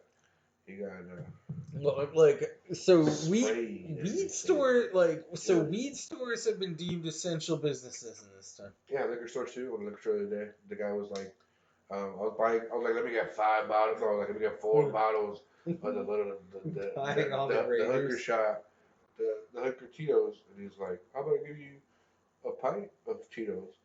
It's the same thing. There's more alcohol and it's cheaper. And I'm like, you shut up. You're telling me what to do. And I went to Wendy's. Dude, I went to Wendy's yet again. I went to Wendy's again the other day. And I went and I was like, can I get a chicken sandwich and a Sprite and a chili? He's like, you don't want to make it the meal? I was like, no. And I pulled up to the window. He's like, you sure you want to make it a meal? It's cheaper to get free fries. And I was like, cool, all right. So I wound up paying like $1 less. And then you got the. And I opened my bag, and there's no fucking fries in there. What? Did you fuck him up? No, He'd be like, yo, you fucking there was no bitch, fries I'll in there. kill you. But in I my will head, come out of this van and kill you. But I was like, I was gonna pay an extra $1 anyway for the same amount of food. Alright. So, but still, I was like, there's no fucking fries in there. That's what he told me. He's like, what do you do for work? I was like, I'm a construction worker. Oh, because you drive the truck. Yeah, and he was like, oh yeah, dude, today, oh man, look at the theme of my life, drive-through. I was like, the drive-through in Taco Bell. I was in Taco Bell, and there was like these 3 construction workers waiting at the window, but they didn't have a car. And I was like, what the fuck? And they were like waiting for their food, but because they didn't have a car, the people let them like walk through. And they were talking about my truck. He was like, yeah, that's a real good truck. Yeah, no, I gotta get out of that truck. And I went out my window, and I was like, this is the most impractical car I've ever bought in my life. And he's like, well, you're not a construction worker. We're essential. And I was like, I guess, but what are you building? I think they're building apartment buildings across the street from Taco Bell. I mean, it's not really that essential right now. Like, who's gonna move into it? No one has any like. I think construction is essential. Everyone's for, at like, work. Weird shit. Like, oh, there's sewage blockage. There's like, there's doo ass. There's like pigeons stuck in the electrical wiring of the hospital. Shit like that. That's essential. Or like, we have to build this hospital for the sick children. But if you're like building a house for like a millionaire who's like, my dream home will only be. Oh yeah, that guy you got mad at. Yeah, fuck that guy. Because I was like, you're not even a guy. You have no authority. The construction worker. He bitched me out. That guy, he punked me. That's why I was really upset. He punked you? Because he's like, go around. I was like, but you're like a private construction worker. Why did you get out and beat him up? Because I'm a bitch. That's why I hated him even more. Because he put that in perspective. He put a mirror to my face and said, this is who you are. You're a bitch who ain't going to do shit. And that's why I hate him even more. Because he's so right. Yeah, I wouldn't have done shit either. I'm also a bitch. Yeah, but like, I know what you mean. But like, we got to start lifting weights. You know, start beating other people up. Hey, I did 5 push-ups yesterday. Yeah, are you doing that like do 100 push-ups or whatever program or like? No, I just fell on the ground. I needed to get up. Like a turtle, and that was just it. Because I gotta get in shape, man. I don't know what I'm gonna do. I'm just fat and shitty. Me too, man. Dumb. We just gotta overcome our fatness. That's what I've always felt. Yeah. I feel like no matter how fat I am, maybe I'll be rich enough where somebody's like, yeah, he's a fat piece of shit, and he's so fat I can't see his dick, but he like is rich, and I'll just overlook all that to suck his micro penis for 30 seconds before he comes. Yeah, don't say you have a micro. Even if it is, don't say it on the pod. Oh, the pod knows I got a micro pee. Yeah, I guess we've talked about it numerous times. But it was like, it kind of reminds me of the Bill Dauterive thing, where he's just like, hey, look at me. I'm bald and fat and old, and every day I'm just going to get balder and fatter and older. And it's like, well, you don't have to get fat. Like you know, it's just so sad. Look, man, I feel like you got to embrace your small penis. Small penis, be proud. Small penis energy. That's what this podcast is probably about at the end of the day. I'm also lying, obviously. I'm so comfortable with how my penis is that I can make fun of it and say, yeah, it's a micro penis, even though it's really not. It's like, you know, slightly below average. It's not micro. You know, it's not like, you know, a skin on Fortnite. Hi-oh, get it? Well, microtransaction? That was terrible. All right. I was about to make a joke about like how it's one of those micro wheels. What are those cars? My point is, look it, you don't got to pay to have sex with me, but those microtransactions are going to add up. Each millimeter is another microtransaction. Yeah. It's a free game. It's 5. All right, 5 free game. Damn. But with all those microtransactions and foreskins you can buy. And the foreskin. Dude, one time $10,000. One time, like at my first job when I was in high school, we went to like some restaurant. One of the kids, we were all like in high school. And he wanted to order the potato skins. And it come in the menu. It says, "Oh yeah, you told me." Oh yeah, and he's like, "Yo, can I get the foreskins?" And then yeah, just cracked up. What a loser! Stupid fucking bitch. Oh man, I was gonna say, just full discretion out there. I don't have a micro penis. I knew you would. I knew But you would. it's only because no, it's on the. I'm gonna edit this part out. Anyway. I don't have a beat penis this at entire. all. I will show my penis on live. On live video. Audio. Oh, I forgot we have video. I have no showing penis at all. For those people only listening, you're like the bad guy in Ghostbusters. Whipping out my Ghostbusters. giant dick, and I have to use 2 hands to hold this. Here, you hold it, Greg. I'm beeping all this out after you said micro penis. It's just gonna be the end of the episode. It's gonna be like, I have a micro penis. Boop, and tune in next week.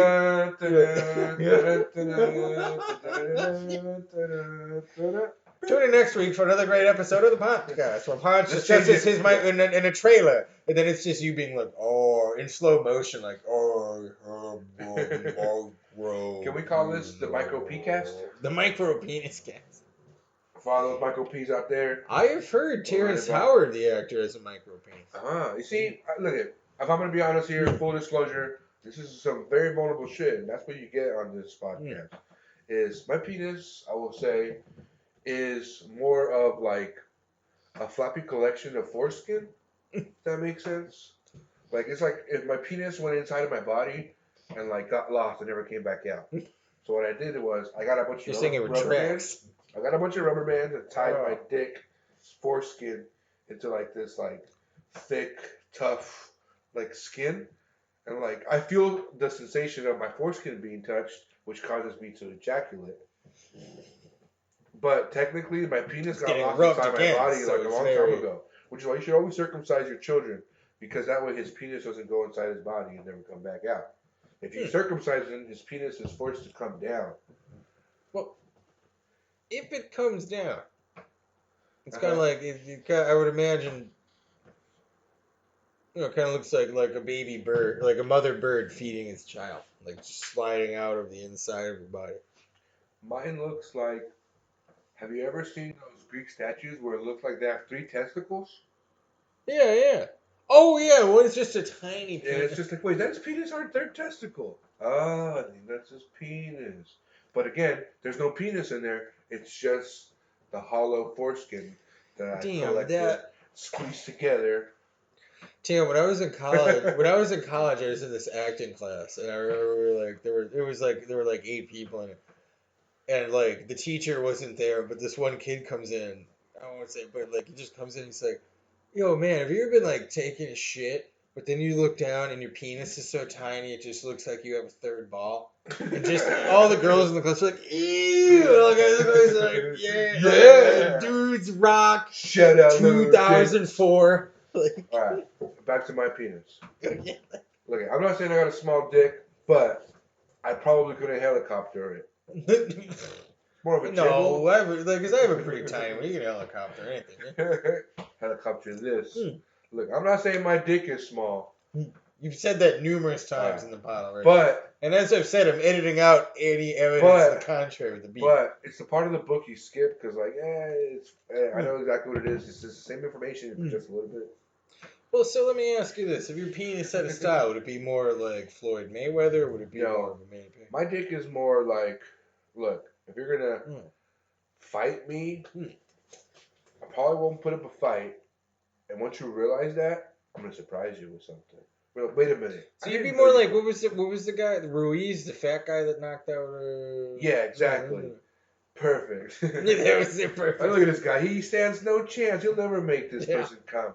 And then all of a sudden, but wait, did that micro penis just like start vibrating? I knew it. Oh yeah. Oh no. I meant macro penis. Let's see another podcast. Where the next podcast will be called the macro penis with Punch. I'm fired. But seriously, my dick. It's like if I look at have you seen those water bottles, like a normal water bottle? It's like 16 ounces, 12 ounces. Yeah. Mine is like half of those. Remember those when like those little half water bottles you get sometimes? Oh yeah, they don't quite like quench your thirst. Man, like, you could have said a tiny Pringles can. That's no, because that is the girth. Mine is like, all right, you know how when you're like when you're like single bachelor and like you could buy the normal size toothpaste. Yeah. You're like, for what? It's just me. I just buy the cheaper $1 one. And yeah, it's a lot tinier, and I gotta do it a lot of times. But I'm probably saving money in like the long run, right? Look. All right. I'm just gonna keep going in on my tip. No, well, I wanted to ask you one thing too, because earlier you said Floyd Mayweather, greatest fighter of all time. Whoever lived. Would you count Mike Tyson in that? Oh, for sure. Mike Tyson top 3, maybe top 5. I feel like there's a lot of fighters that I don't know. I feel like boxing is so historical. I don't know a lot. People will say Rocky Marciano. He was the first like 50-0 guy. Sugar Ray Robinson. At one point, he was like 87-0. Really? Yeah, and like he lost once, and then he never lost again. I think, or some stupid thing. Yeah. So it's not like Floyd Mayweather where he lost that one time. No, he was like, and it was back in the day when you like fought 3 times in a month and shit. Shit. Maybe the competition was worse. I don't know about like his resume. Same thing. Julio Cesar Chavez, same thing. He got to like 74-0 before he lost his first fight, and then he rattled off like 50 straight wins, and then he just lost every fight after. You know who that Ali. I mean, Ali hit a point too. Ali, I don't think is a good fighter. Like he obviously was a great fighter, fucking heavyweight champion of the world, one of the best. But I'm saying is like you literally said he wasn't a great fighter. What I'm trying to say is like he gets more. Like your penis. He gets more regarded. Oscillating. He gets more oscillating. This is we're gonna call this episode oscillating. No. It's exactly this podcast, right? My dick is not micro, but it is, right? It's like no. I was gonna say Ali. I was gonna say Ali. He is like regarded as the greatest because like of everything he like represented, right? And like all the things he like spoke for, and, like he was an activist and all that shit. And he was a great fighter. Obviously, he was the first person to say he was the greatest too. Like, I'm the greatest. Like nobody ever did that before. There wasn't like that like brash, that kind of cocky. Yeah, like he was the first guy to do that. And he was the greatest at one point. But I'm saying like, say he were to fight all top 5 guys in boxing right now. I feel like all top 5 of those guys would beat the shit out of Muhammad Ali. Really? Like prime Muhammad Ali versus prime like Anthony Joshua. Joshua will fuck him up. Prime Deontay Wilder versus prime Muhammad Ali. Wilder will fuck him up. Prime Tyson Fury versus prime Muhammad Ali. Tyson Fury will fuck him up. Prime Vladimir Klitschko will fuck him up. Prime Vitaly Klitschko will fuck him up. Prime Lennox Lewis fuck him up. Prime Mike Tyson will fuck him up. Right? I mean, you think Prime Mike Tyson would fuck up Prime Mike Tyson? Yeah. No, but do you think Prime Mike Tyson would fuck up Prime Tyson Fury? Prime who? Mike Tyson versus Tyson Fury, and Mike Tyson's prime. Like we're talking that Rocky movie where they have the simulator where. I think Prime Tyson beats Prime Wilder. I don't think Prime Tyson beats Prime Tyson Fury. You know Tyson Fury's named after Mike Tyson. I didn't know that, but I kind of I assumed because like. You think he would beat his namesake? Yeah, his dad named him Tyson because he was like born premature too, and he was like, he's a fighter. This guy's a fighter like Tyson. Tyson. Damn Tyson. His dad was a boxing fan too. But yeah, all those guys. His dad mailed the premature baby to Customato. Yeah, you train him. I'll see what I can do. But yeah, all those dudes I feel like get fucked up. Now I don't know about like the other weight. Because I feel like heavyweight's different. Same thing like MMA. MMA is so different from like the days of like when it first started, which was like barely 20 years ago, to now. These dudes are evolving exponentially like every single day. Whereas boxing has been around for so long, like the changes are so subtle. Like the craft has been perfected so much. It's so technical. Like you don't throw a punch like that. Like that's weird. Like we've fucking thrown billions of punches like this. This is how we like. You know what I mean? Like, I don't know. Anyways, well, it's boxing too. It's also like it's more of a rules thing too, because like you said, the most successful boxer is Floyd Mayweather, and like that's not necessarily not to say he's great at throwing punches, but it's like his greatness at boxing also comes from knowing the rules and like Like UFC does seem to be a lot more like going in physically, where like Floyd Mayweather is just like I know the rules, I know how to move. Floyd Mayweather, yeah, it's that. I know how to move. I know how to get out of the way. I'm so quick. The first time I ever seen it. Now people do it all the time. They have that weight on their neck. He has like this. It's like a strap for his head, and it has a weight hanging down. So he obviously doesn't get whiplash. Yeah, and somebody holds the weight, so it doesn't hit him in the face. Right? Like you got to be so rich. Oh, and that gets him to like move around, like. So he literally like lays down, face down on the ring. So he's like elevated, his head's elevated with like a weight weighing him down. He's like, hua. That's because like in boxing, what you got to be able to do is like, get the fuck out of the way, bitch. Because that guy's punching pretty fast. Yeah. How fast can you move your hand, right? Like compared to how fast you can move your head. Right? And this dude's like, he's like literally Matrix, literally like Dragon Ball Z shit. Like, I mean, that's why he's the best. That's why he's like. You ever see those? Remember Dragon Ball Z when he used to do those scenes where they were like fighting out of space and or just like in the air? Like, yeah. Like nobody was really getting hit. They're like. Yeah, they're just like blurs blocking going everything. Like that's Floyd Mayweather. He just like. Floyd Mayweather had that thing. It's called the Philly roll or the shell, the turtle shell they call it. And like he didn't invent it, but he definitely perfected it. Where sounds like boxing, one of the things from like 300. It's one of those like. Kind of, it's kind of a thing like that in boxing because they use big gloves, right? Yeah. Your target is like so you can miss easier, right? You can block punches easier. If I put my hands up here, you're not gonna get your glove through both my forearms, right? So it's easier to block punches, easier to be more defensive. Whereas in MMA, you have little gloves; those punches are slipping in there, you're fucked up. But in boxing, you can block that shit more. So what he does, he like elevates his shoulder really high, and he like hides his head under the shoulder. So he's always fighting like this. You ever see him fight? And he's just like, hit me in the face with giant gloves. You're never gonna hit me in the face with those giant gloves. He literally like hides behind his shoulder, and he's just like. But that does leave his body open, right? Yeah, he does. That's true. But then then that's where Floyd's like using angles and. Because he's quick too, so he's moving and he's just like throwing that down. He's always just kind of hiding behind that shell. I mean, that's why he's the best. Right? It's like he has a shield with him, and it's just like, what the fuck? I didn't know you could do that. Yeah, it's like 300 where they get in the big circle, but like and then imagine you got some sweat that's Vaseline on that shoulder. Those punches aren't going to be absorbed; they're going to be fucking flying off. Because you told me, I didn't know this, but so boxers they rub themselves with Vaseline. Yeah, all fighters. I didn't know that. I think if they didn't, their face would be ripped to shreds. Imagine being hit with like a leather to your face; it's going to get ripped to shreds. You ever see people who like are sparring, or people who have like. In a little scuffle with their cousins or whatever, they have like red faces. Oh yeah, their little fists are just like. Now imagine if like you got a corner of a fucking. Oh no, kid, like knuckle, yeah. Like imagine you got like the little crease, little corner of a glove on your eye, right on your eye. With how hard these dudes are punching, you're gonna get fucked up. Usually that's what you see the most at a fight. It's just like their face is just red from getting scratched by the gloves. I'll be honest, I've drunkenly done that with my boy though, where we got like drunk on the back porch. Gloves up, bitch! No, not even gloves, you're just punching. Yeah, that's dumb. First of all, you're gonna break your hand. Well, plus, like we're in show business. I can't be doing my face is like well, you can be. And this was like 8 months ago, probably. It wasn't very good. Like, I think I gotta stop drinking. Talent has to supersede that, right? So if you like are ugly now because you like you're saying John C. Reilly theory. Exactly, that dude's ugly as shit. Yeah, so goddamn talented. Sorry, shout out to ugly ass John C. Reilly. Come on the pod, I'll fuck you up. No, I love John C. Reilly. He's my favorite actor. But I do. Has he ever been like the lead actor in a movie? When was the last time he's been the lead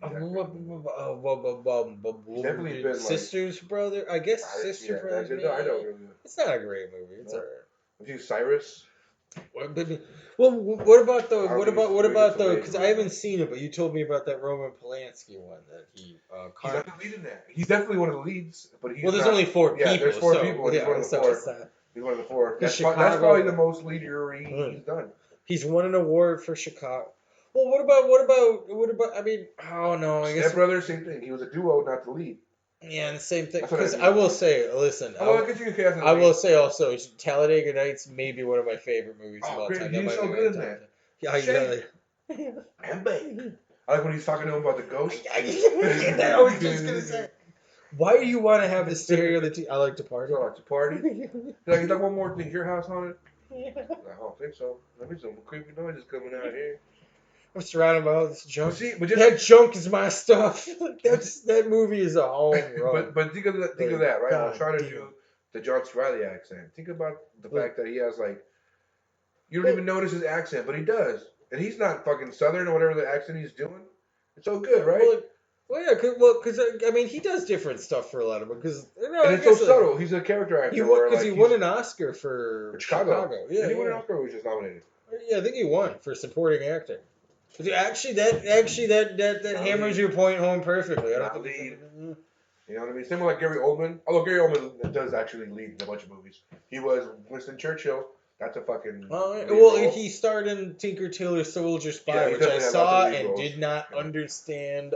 Yeah, it's so good. Where it's just like, wait, I thought Gary Oldman was in this movie. He is. That's him. Wait, that was him. I don't know. I gotta say too. Because Gary Oldman's very good as the detective in Batman. The Christopher. Yeah. But I gotta say, like, I think everyone's good in those movies except Christian Bale. I'm not a fan of his. I think Christian Bale is the best. You know why? Because if you think about what's the one thing in all of the Batman that you recognize? Between Batman, like if you were a guy living in Gotham City and you saw Batman and you saw Bruce Wayne, would you be able to connect the dots? No, you should be. You should be, unless you're a fucking moron, right? Yeah. You're like, wait, the bottom of your mouth looks like Bruce Wayne. Yeah. You sound just like Bruce Wayne. Yeah. So what does fucking genius Christian Bale do?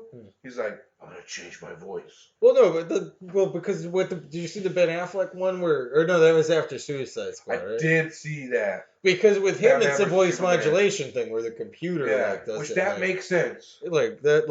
I will say sense. I don't hate Ben Affleck as Batman. Those movies suck. I don't want to defend the DC movies, but I don't hate Ben Affleck. Again, it goes back to if it would have been a standalone Batman movie, I would have been okay with it. But Batman versus Superman is whack. You know why? Because Superman's an awful character. I'm good at everything. I have laser eyes. I'm fast. I'm indestructible. Nothing can defeat me except kryptonite. I can fly. His colors are lame. Blue and red. With a big S on my chest. That's fucking lame and cheesy. Well, but it's not like... I could see doing something with it because, like maybe in that movie, because it's supposed to be like the duality of Superman. So you got Superman's got the power of a god, but he's this nice guy. But Henry Cavill doesn't come off as nice at all. He just comes off like a dickhead. It's why don't you just take over the world? You just seem like a shithead. Well, you look like a shithead. You have a sneer. My thing is, it's like you want to do dark movies, right? All those movies wanted to follow in Christopher Nolan's footsteps and be dark. But all those movies failed to be dark with the costume.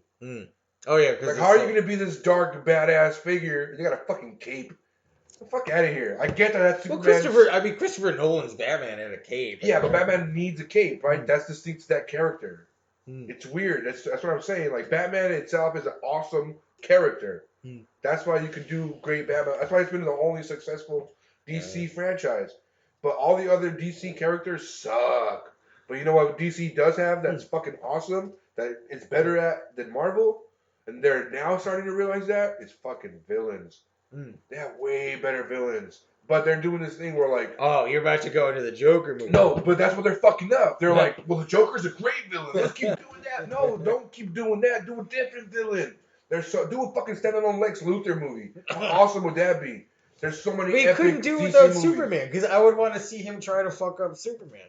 What else? No, is Luthor gonna do? Buy companies and fucking do business? No, but do some side shit. Do some side shit. I want to see I would love to see Lex Luthor fuck up. How about they did try to do Harley Quinn, but they tried to make it more girl power and have it more of the Birds of Prey. Did you see it? I haven't. No, I heard it was good too. I heard it was good too. But my problem with that was they're riding the coattails of a failed franchise. That was the only I know Jared Leto's Joker. That was the only sparkle that. Also, that was 2016, right? That was so long ago. Not even so bad. I think that's longer ago than we think, because that shit came out I don't know.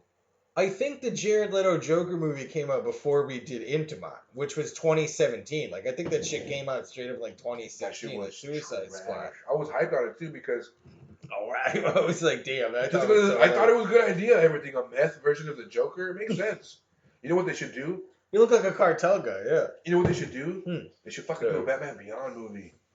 They probably they fucked up with the. They're gonna do that. They have that in the works. They're gonna do everything. They fucked up doing Robert Pattinson as the Batman. I'm sure it will be fine. But I'm saying that they should have done Batman Beyond with Robert Pattinson. Who would be a great Robert? No, who would be a great Batman Beyond? Batman Beyond. And who would be a great so here's old Bruce Wayne? Well, so here's the thing. What I would say is that because like when Batman Beyond came out, I was like, we gotta be like 19. Like, if it were 20 years ago, I'd say Keanu Reeves would be a great Batman Beyond, but he's too old for it now. Yeah, but he would have been great back then. Right now, he could be a great old Batman. He might not be a bad. I want to see him get chiseled out though. Yeah, he get jacked. That animated Batman Beyond was very like broad, chiseled shoulders, very like. Damn, who would be the old Batman? That's an interesting fucking thing. You know who I would like is Anthony Hopkins could be the old Batman. That would be. Well, that would be funny too, because on Netflix now they have the 1990s Zorro movie where that's the thing. Because remember, like Antonio Banderas is Zorro, but Anthony Hopkins is the old Zorro. He would have to be with me. Yeah, but now he's been older. Yeah, but now he's Well, they could do he that. Was like in a well, they could do that thing where they give him like metal braces so he moved like. Because there's some comic where Batman's so old where like they have to give him like braces on his arms. Well, that's what he has on his knees in the Christopher Nolan ones, right? He has that knee thing. Oh yeah. And it's like that, but on his whole. Yeah, he's already fucked up. But all right, who can we do young Batman? Batman Beyond. What about Jake Gyllenhaal? I want somebody with black hair for some reason. Well, because you can dye hair, but that also. This quick aside: have you seen the leaked photo? You saw Venom, right? Yeah. Because you saw the after. I won't see the new Did you see the after the credit scene with Cassidy? No. Because there's an after the credit scene. Who's the actor who plays Cassidy? Woody Harrelson. He plays Carnage, and he's going to be the villain. Woody Harrelson? Yeah. I would picture somebody younger. You're supposed to get someone, but it's because there's an after the credit scene in Venom with him, and they have leaked photos of them filming a new one, but like. So this is a huge budget movie. It's Sony. They give him the worst wig. It looks like they took red yarn and dumped it on his head. Like a Raggedy Ann. Yeah, exactly. It's a Raggedy Ann doll. Like, but in both, because it got made when they it was in the first movie. It got made fun of in the end credits scene, and then the leaks. And it's like you didn't invest in a better wig after getting mocked. Dude, they're so out of touch, dude. They're like the government. All those studios and execs are so out of touch with people. Well, because even after those Sony leaks in 2016, where it's like we keep giving Adam Sandler money and no one. You know why? Because Adam Sandler makes. Like, I think of my little cousins and my little sister. They love Adam Sandler's trash movies. They still love him? They still love him. I loved it when I was a kid, but like. No, he's still. I say when we were kids, we loved it. The kids today still love him. I would think they would move on to some other thing though, like some other comedian, some other. To 6ix9ine or TikTok, or TikTok or TikTok Big Cock. That's gonna be my rap name. TikTok Big Cock. I mean Michael P. It's Tekashi snitched, right? Yeah. No, yeah, he snitched to get a reduced prison sentence for having sex with a minor. All right. Yeah, he just got released yesterday. No, 2 days ago. Oh, really? Yeah, he got released due to the coronavirus spread in prison, and they were like, well, to avoid getting.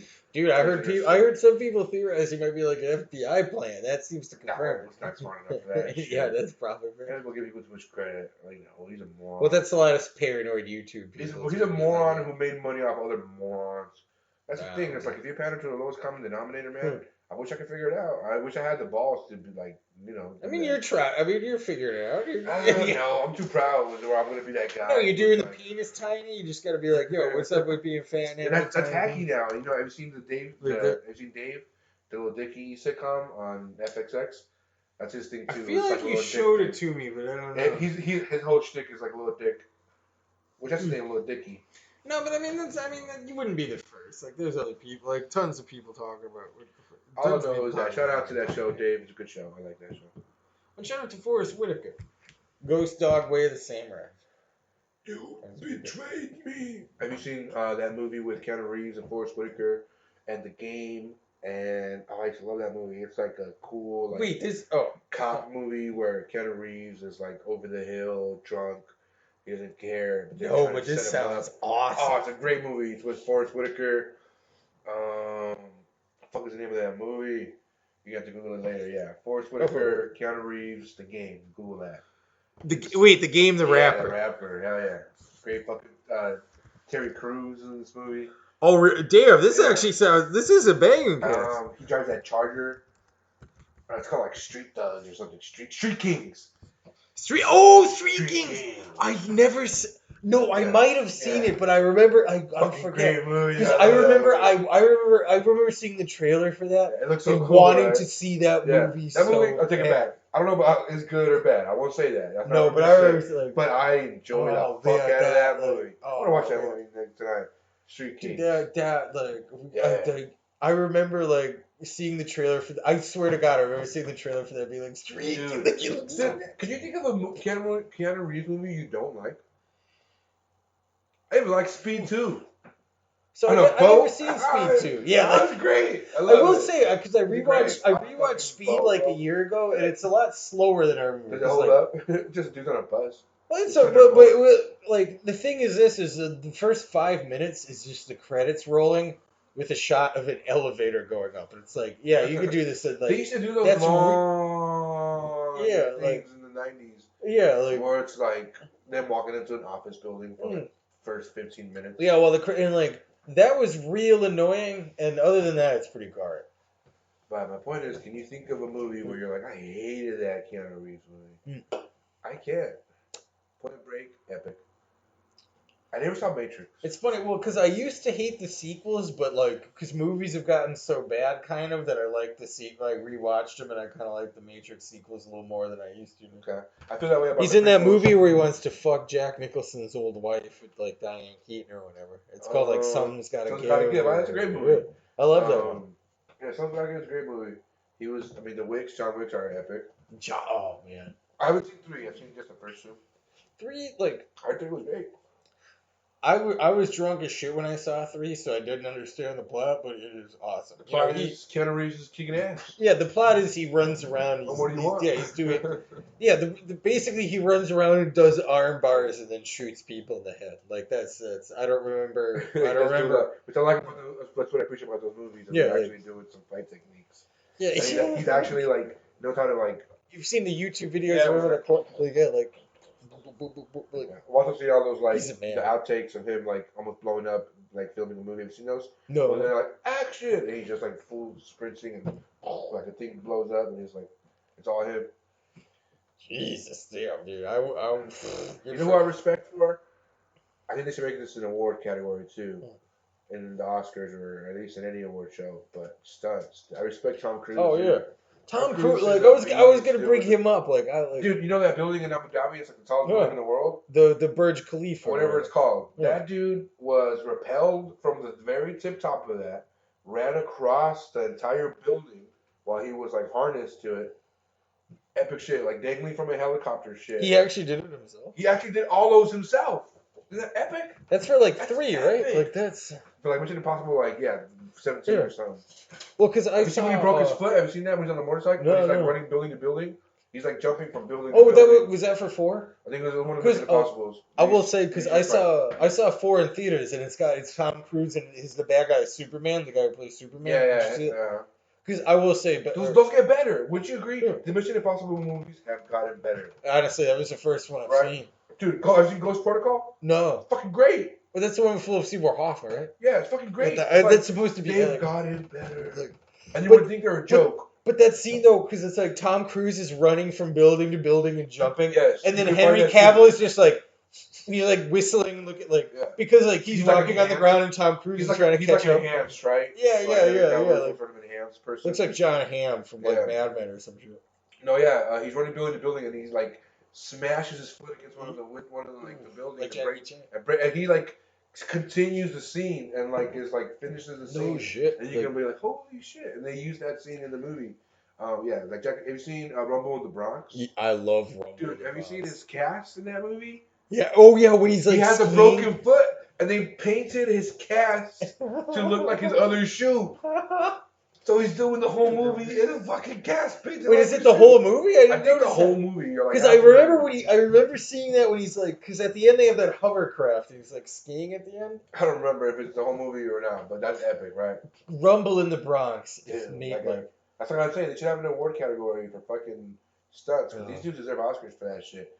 Did you ever see Operation First Strike? Or somewhere like he's in a hotel room where like 2 big Russian guys show up and they're like, we're going to get you. Like, oh man, Jackie, damn. Yeah, I used to love all the Jackie Chan movies. Drunken Master. Oh yeah, dude, Jackie like. Even, because it's kind of stupid. I rewatched it a couple of years ago, but fucking, what's the Chris Tucker one? Oh, Rush Hour, right? Oh, dude, still Rush Hour is still They're funny. Great. It's I hate 3. 3's trash. I never saw 3 because I loved 1. Up as trash. Well, I loved 1. I watched Rat, 2 in theaters, and I thought it was and then like I never saw 3. I think 2 was better than the first one. Really? Mm-hmm. I haven't seen when it. They go to China. You know what? Not Ricky Tan? Whose boat is this? Ricky Tan? Is my boat? Ricky Tan? You? They do that Abbott and Costello bit. Like, who died, Lee? You. Detective, you. No, not you. You. Detective, you. Lee. Who died, Lee? You. Do you understand the words that are coming out of my mouth? No, nobody understands the words that are coming out of your mouth, man. Well, all right. But yeah, proposal. Next week we set up the microphone. We queue up Rush Hour 1 and 2. We'll do one of those MSNK3 tweet like yeah. Dude, because I haven't seen number 2 in fucking. There's a Chromecast extension where you can watch Netflix or somebody else and they can hear you and shit and like you can watch. And they can do like the. You're watching the same show. I was just saying we put it on the TV but put the mic on. What do you mean? Oh, we just if you have Netflix on the TV, we put Rush Hour on the TV and then we just record the podcast while we're watching it. We're like, doing the croak like hell yeah. Fucking filming up. Who died, Lee? You, Detective, you? No, not you, Detective, you, right? Do you understand the words that are coming out of my mouth? Don't nobody understand the words that are coming out of your mouth.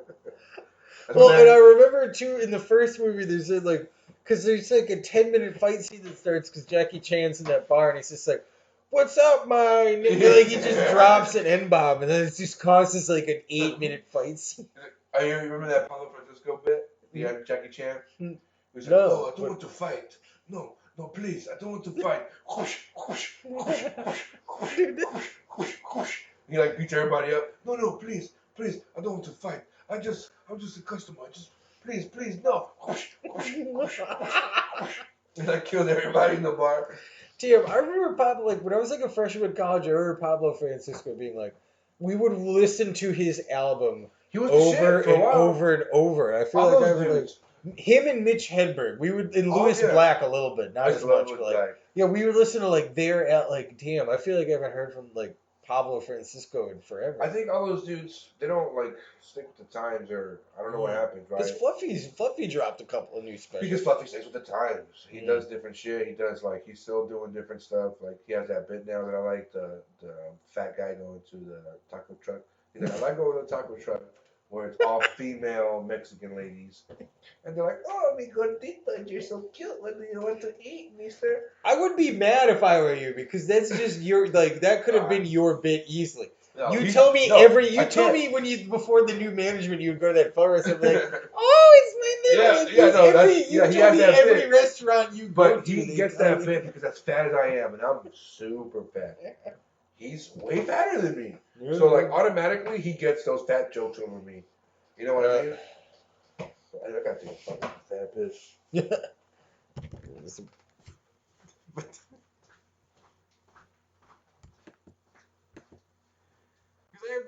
I'll wait till you.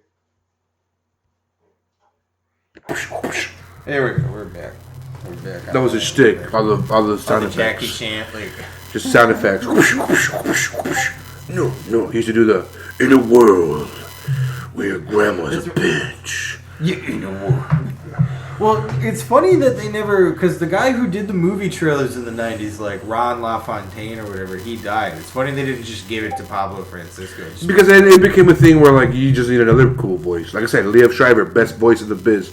In a world where everybody's trying to be a different guy. Maybe that could, wait. In a world where tacos have come to life. But you're telling me that's not the same in a world. But that sounds like all the other sex, movie trailer guys, right? Yeah. I think if you're gonna do it now, you need to be different. That's why I wish I could be. Then you're just in a world. Yeah, exactly. You could do me while doing it for sure.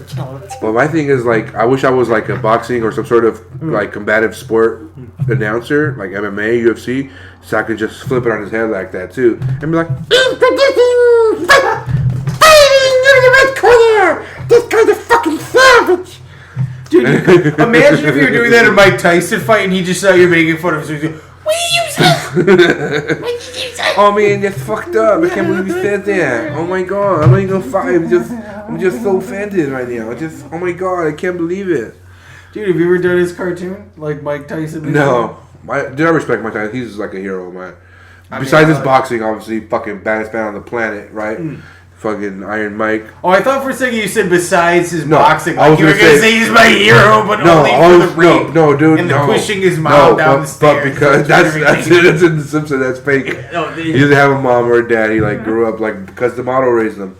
Oh yeah, because he took him out of prison, dude, right? Yeah, he used to rob drug dealers. Like that was his like thing as a kid. Like they would like go to drug dealers' houses. So he was like Omar in The Wire. Yes, exactly. Before he was the baddest man, and back then he was like an insecure, like bullied boy, right? Like imagine if that guy got confidence.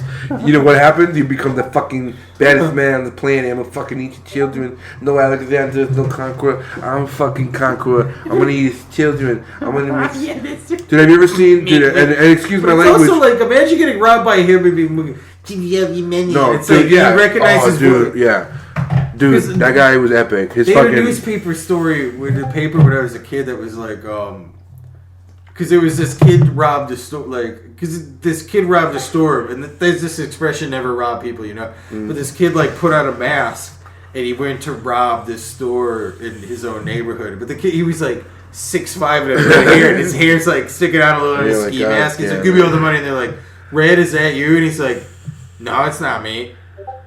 And he's calling, half an hour later. Him? Yeah. It's like, it's shit like that. It's like, well, I don't know. The guy who robbed me was 6'5", Jack. He talked like this. He said, that's why I feel like as an actor, I always wonder, they should do a reality show of like an actor trying to get away with a crime and like having him be interviewed. Well, like, have you seen those lineups where they, like, number 4 step forward, and it's like, say, I'm gonna kill you, motherfucker.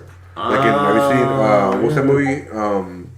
Well, so you're saying, like, an actor gets implicated in a crime because he's trying to be so good at or just a really good... That's not a bad idea. Or just a really good actor, or just a really good actor who commits a crime, and it's like, number 4 step forward, say, I'm gonna kill you, motherfucker.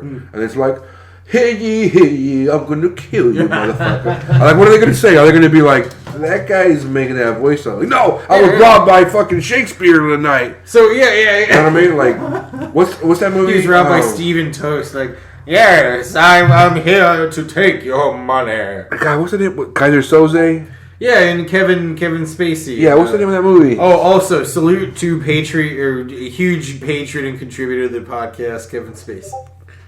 I say, Greg, I just want to ask that I've not done all day. I'm glad I'm here, and I'm happy to be here. I see you don't have any roofies on hand. I'm just going to go ahead and make myself my own cocktail. I just put my hand on a young intern's fanny, I do say. I'm just going to say, if you're going to climb the ladder of green, you need to get there by any means necessary. I do say going to the bathroom is what a man must do when he does what he must say in accountants. I'm going in on Kevin to the law. It's going on Kevin's page. If I'm in the restroom and you're in there too, you better believe that I'm going to ask you to help zip me up. And if you turn me down in front of another man in there, well, you best believe I'm going to have you zip me up again.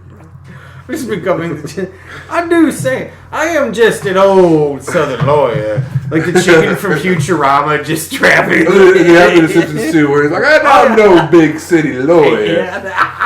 But I do declare that in order for you to drive a car in this county, you must be a good old, 14 years old. And this man here is not a day over 13. Am I right? Damn, have you redone Futurama lately? No, but I used to love that show. I feel like it was one of those shows that should have never been canceled. Well, because I've exhausted my favorite Simpsons seasons, and like I've done some King of the Hill. I've exhausted King of the Hill. I haven't exhausted The Simpsons, but I haven't been watching it either. I did Brooklyn Nine-Nine. When did you stop? That's all we used to do is get but now I feel like I can still watch it if I want to, and it'll be fine. But I don't choose it anymore. I try to watch Malcolm in the Middle, but I feel like it's too sappy. I tried to watch Brooklyn Nine-Nine. I got like 4 episodes in. It was too sappy. I probably watched the most of Scrubs. I haven't in the middle of a long time. It doesn't hold up. It don't holds up, but to me it's a little sappy. So where I'm a degenerate single bachelor, I don't want to see wholesome family values and people, being all nice and having. You don't want to see people being nice to each other. I don't want people to have be like, "Well, I love you, son. Oh, you're a good father. You're a good son." Like I don't want to watch that shit. You don't want to see anyone have good morals. No, I want to watch some true degenerate shit. I want to watch dudes. Like Shameless with the. Yeah, Shameless was good until it became, a little bit. It's a great show. I feel like episodes or seasons 1 through maybe 5. I don't know how many episodes they had or seasons. Maybe season 4 were pretty good, and then it got weird. They were trying to be too activist-y, if that makes any sense. I felt like they were just being too topical, where it was like gentrification in the news, gentrification on Shameless, transgender issues on the news, transgender issues on Shameless, which is fine. I think you can be topical. They did it well. It was a great show. Everybody on there was a great performer. Shout out Mickey. He was my favorite. I forgot the name of the actor, but he was probably great, or for sure was great. Who else was great in that show? William H. Macy. He was probably the best on that show. He... Excuse me. Just got to turn my head away so I don't spray COVID everywhere. I like that name, COVID. I'm going to name my kid that. COVID Bryant. Name him the baby Mamba. R.I.P. COVID and all the people who died of COVID. And Kobe Bryant and Gigi. And my grandpa, my Patirso. And my Paponcho. And my grandma, Mama Maria. And my grandma, Mama Felia. I don't got no more grandparents no more. They're gone. I shouldn't have doubled down on that last hand. I went all in with my grandparents and boom. Just like that, I lost them all. It's okay. I'll get them back though. You just gotta wait, get hot again, and I'll get them all back. I'm gonna win all this shit back. It's Detroit versus everybody. You guys heard that term or read that T-shirt? Apparently, it's a thing. Detroit versus everybody. I don't think they say it like that, like I said it the racist way. Everybody with ERRBODY. Everybody. That's the racist way to say it. I feel like if you're from Detroit, you probably have kind of a Midwest twang a little bit. Shout out Pete Lee. You know Pete Lee? Have you ever heard of him? He's a comedian. He's like, oh, don't you know? For years I grew up. My mom used to call me a sissy. That was my nickname. No, I've never heard of He's Pete great, Lee, dude. He's great. You should check him out. Shout out Pete Lee. He once made me laugh. Shout out. But I wasn't gonna pause it, so I was trying to keep talking. Oh no, it's fine. I shouldn't have left you to piss. I'm panning you. To Pete Lee. You check out my Bobby Lee. There's a few comedians with my bathroom. You see how I already modeled my bathroom? Before I used to have a toilet in there. Now I just have a hole in the ground. Now you just have someone's mouth. Someone just kneeling on the ground with their mouth open. Her name is Betty. She's a nice lady. And I pay her to do all the... Dude, well, I got nervous with this whole toilet paper shortage. So I was like, how can I make up not having toilet paper? So I hired Betty, and she agreed to lick my asshole clean every time I took a shit. It's like a bidet. Yeah. The only problem is that sometimes she'll leave my butt kind of greasy with her saliva. Oh. But it's just not shit. She has to go deep. She has to go a little bit in the asshole to make sure she gets all the wet shit out. She's definitely spitting shit out. Yeah, she's definitely making sure she resets her tongue every time she sticks it back in there. But no, I feel like ever since I've gotten that, I'm not looking back. I cannot go back to regular toilet paper. You couldn't go back. You just need to have a woman tonguing your asshole. It doesn't have to be a woman. It can be. I want to say any 80-pound creature or heavier. So you're saying you could live in kind of a Flintstone situation, right? Sort of a giant bird. If you could train a fucking dinosaur to lick my asshole. And it's a sort of symbiotic relationship. Yeah, he makes a snarky comment every time. It beats Arby's. Well, just licking your asshole. Burger King again. Just knowing what you ate tastes like food. Anyway, I feel like this is the perfect joke to wrap it up. That's gross. All right. See you later out there. Have a good night, folks.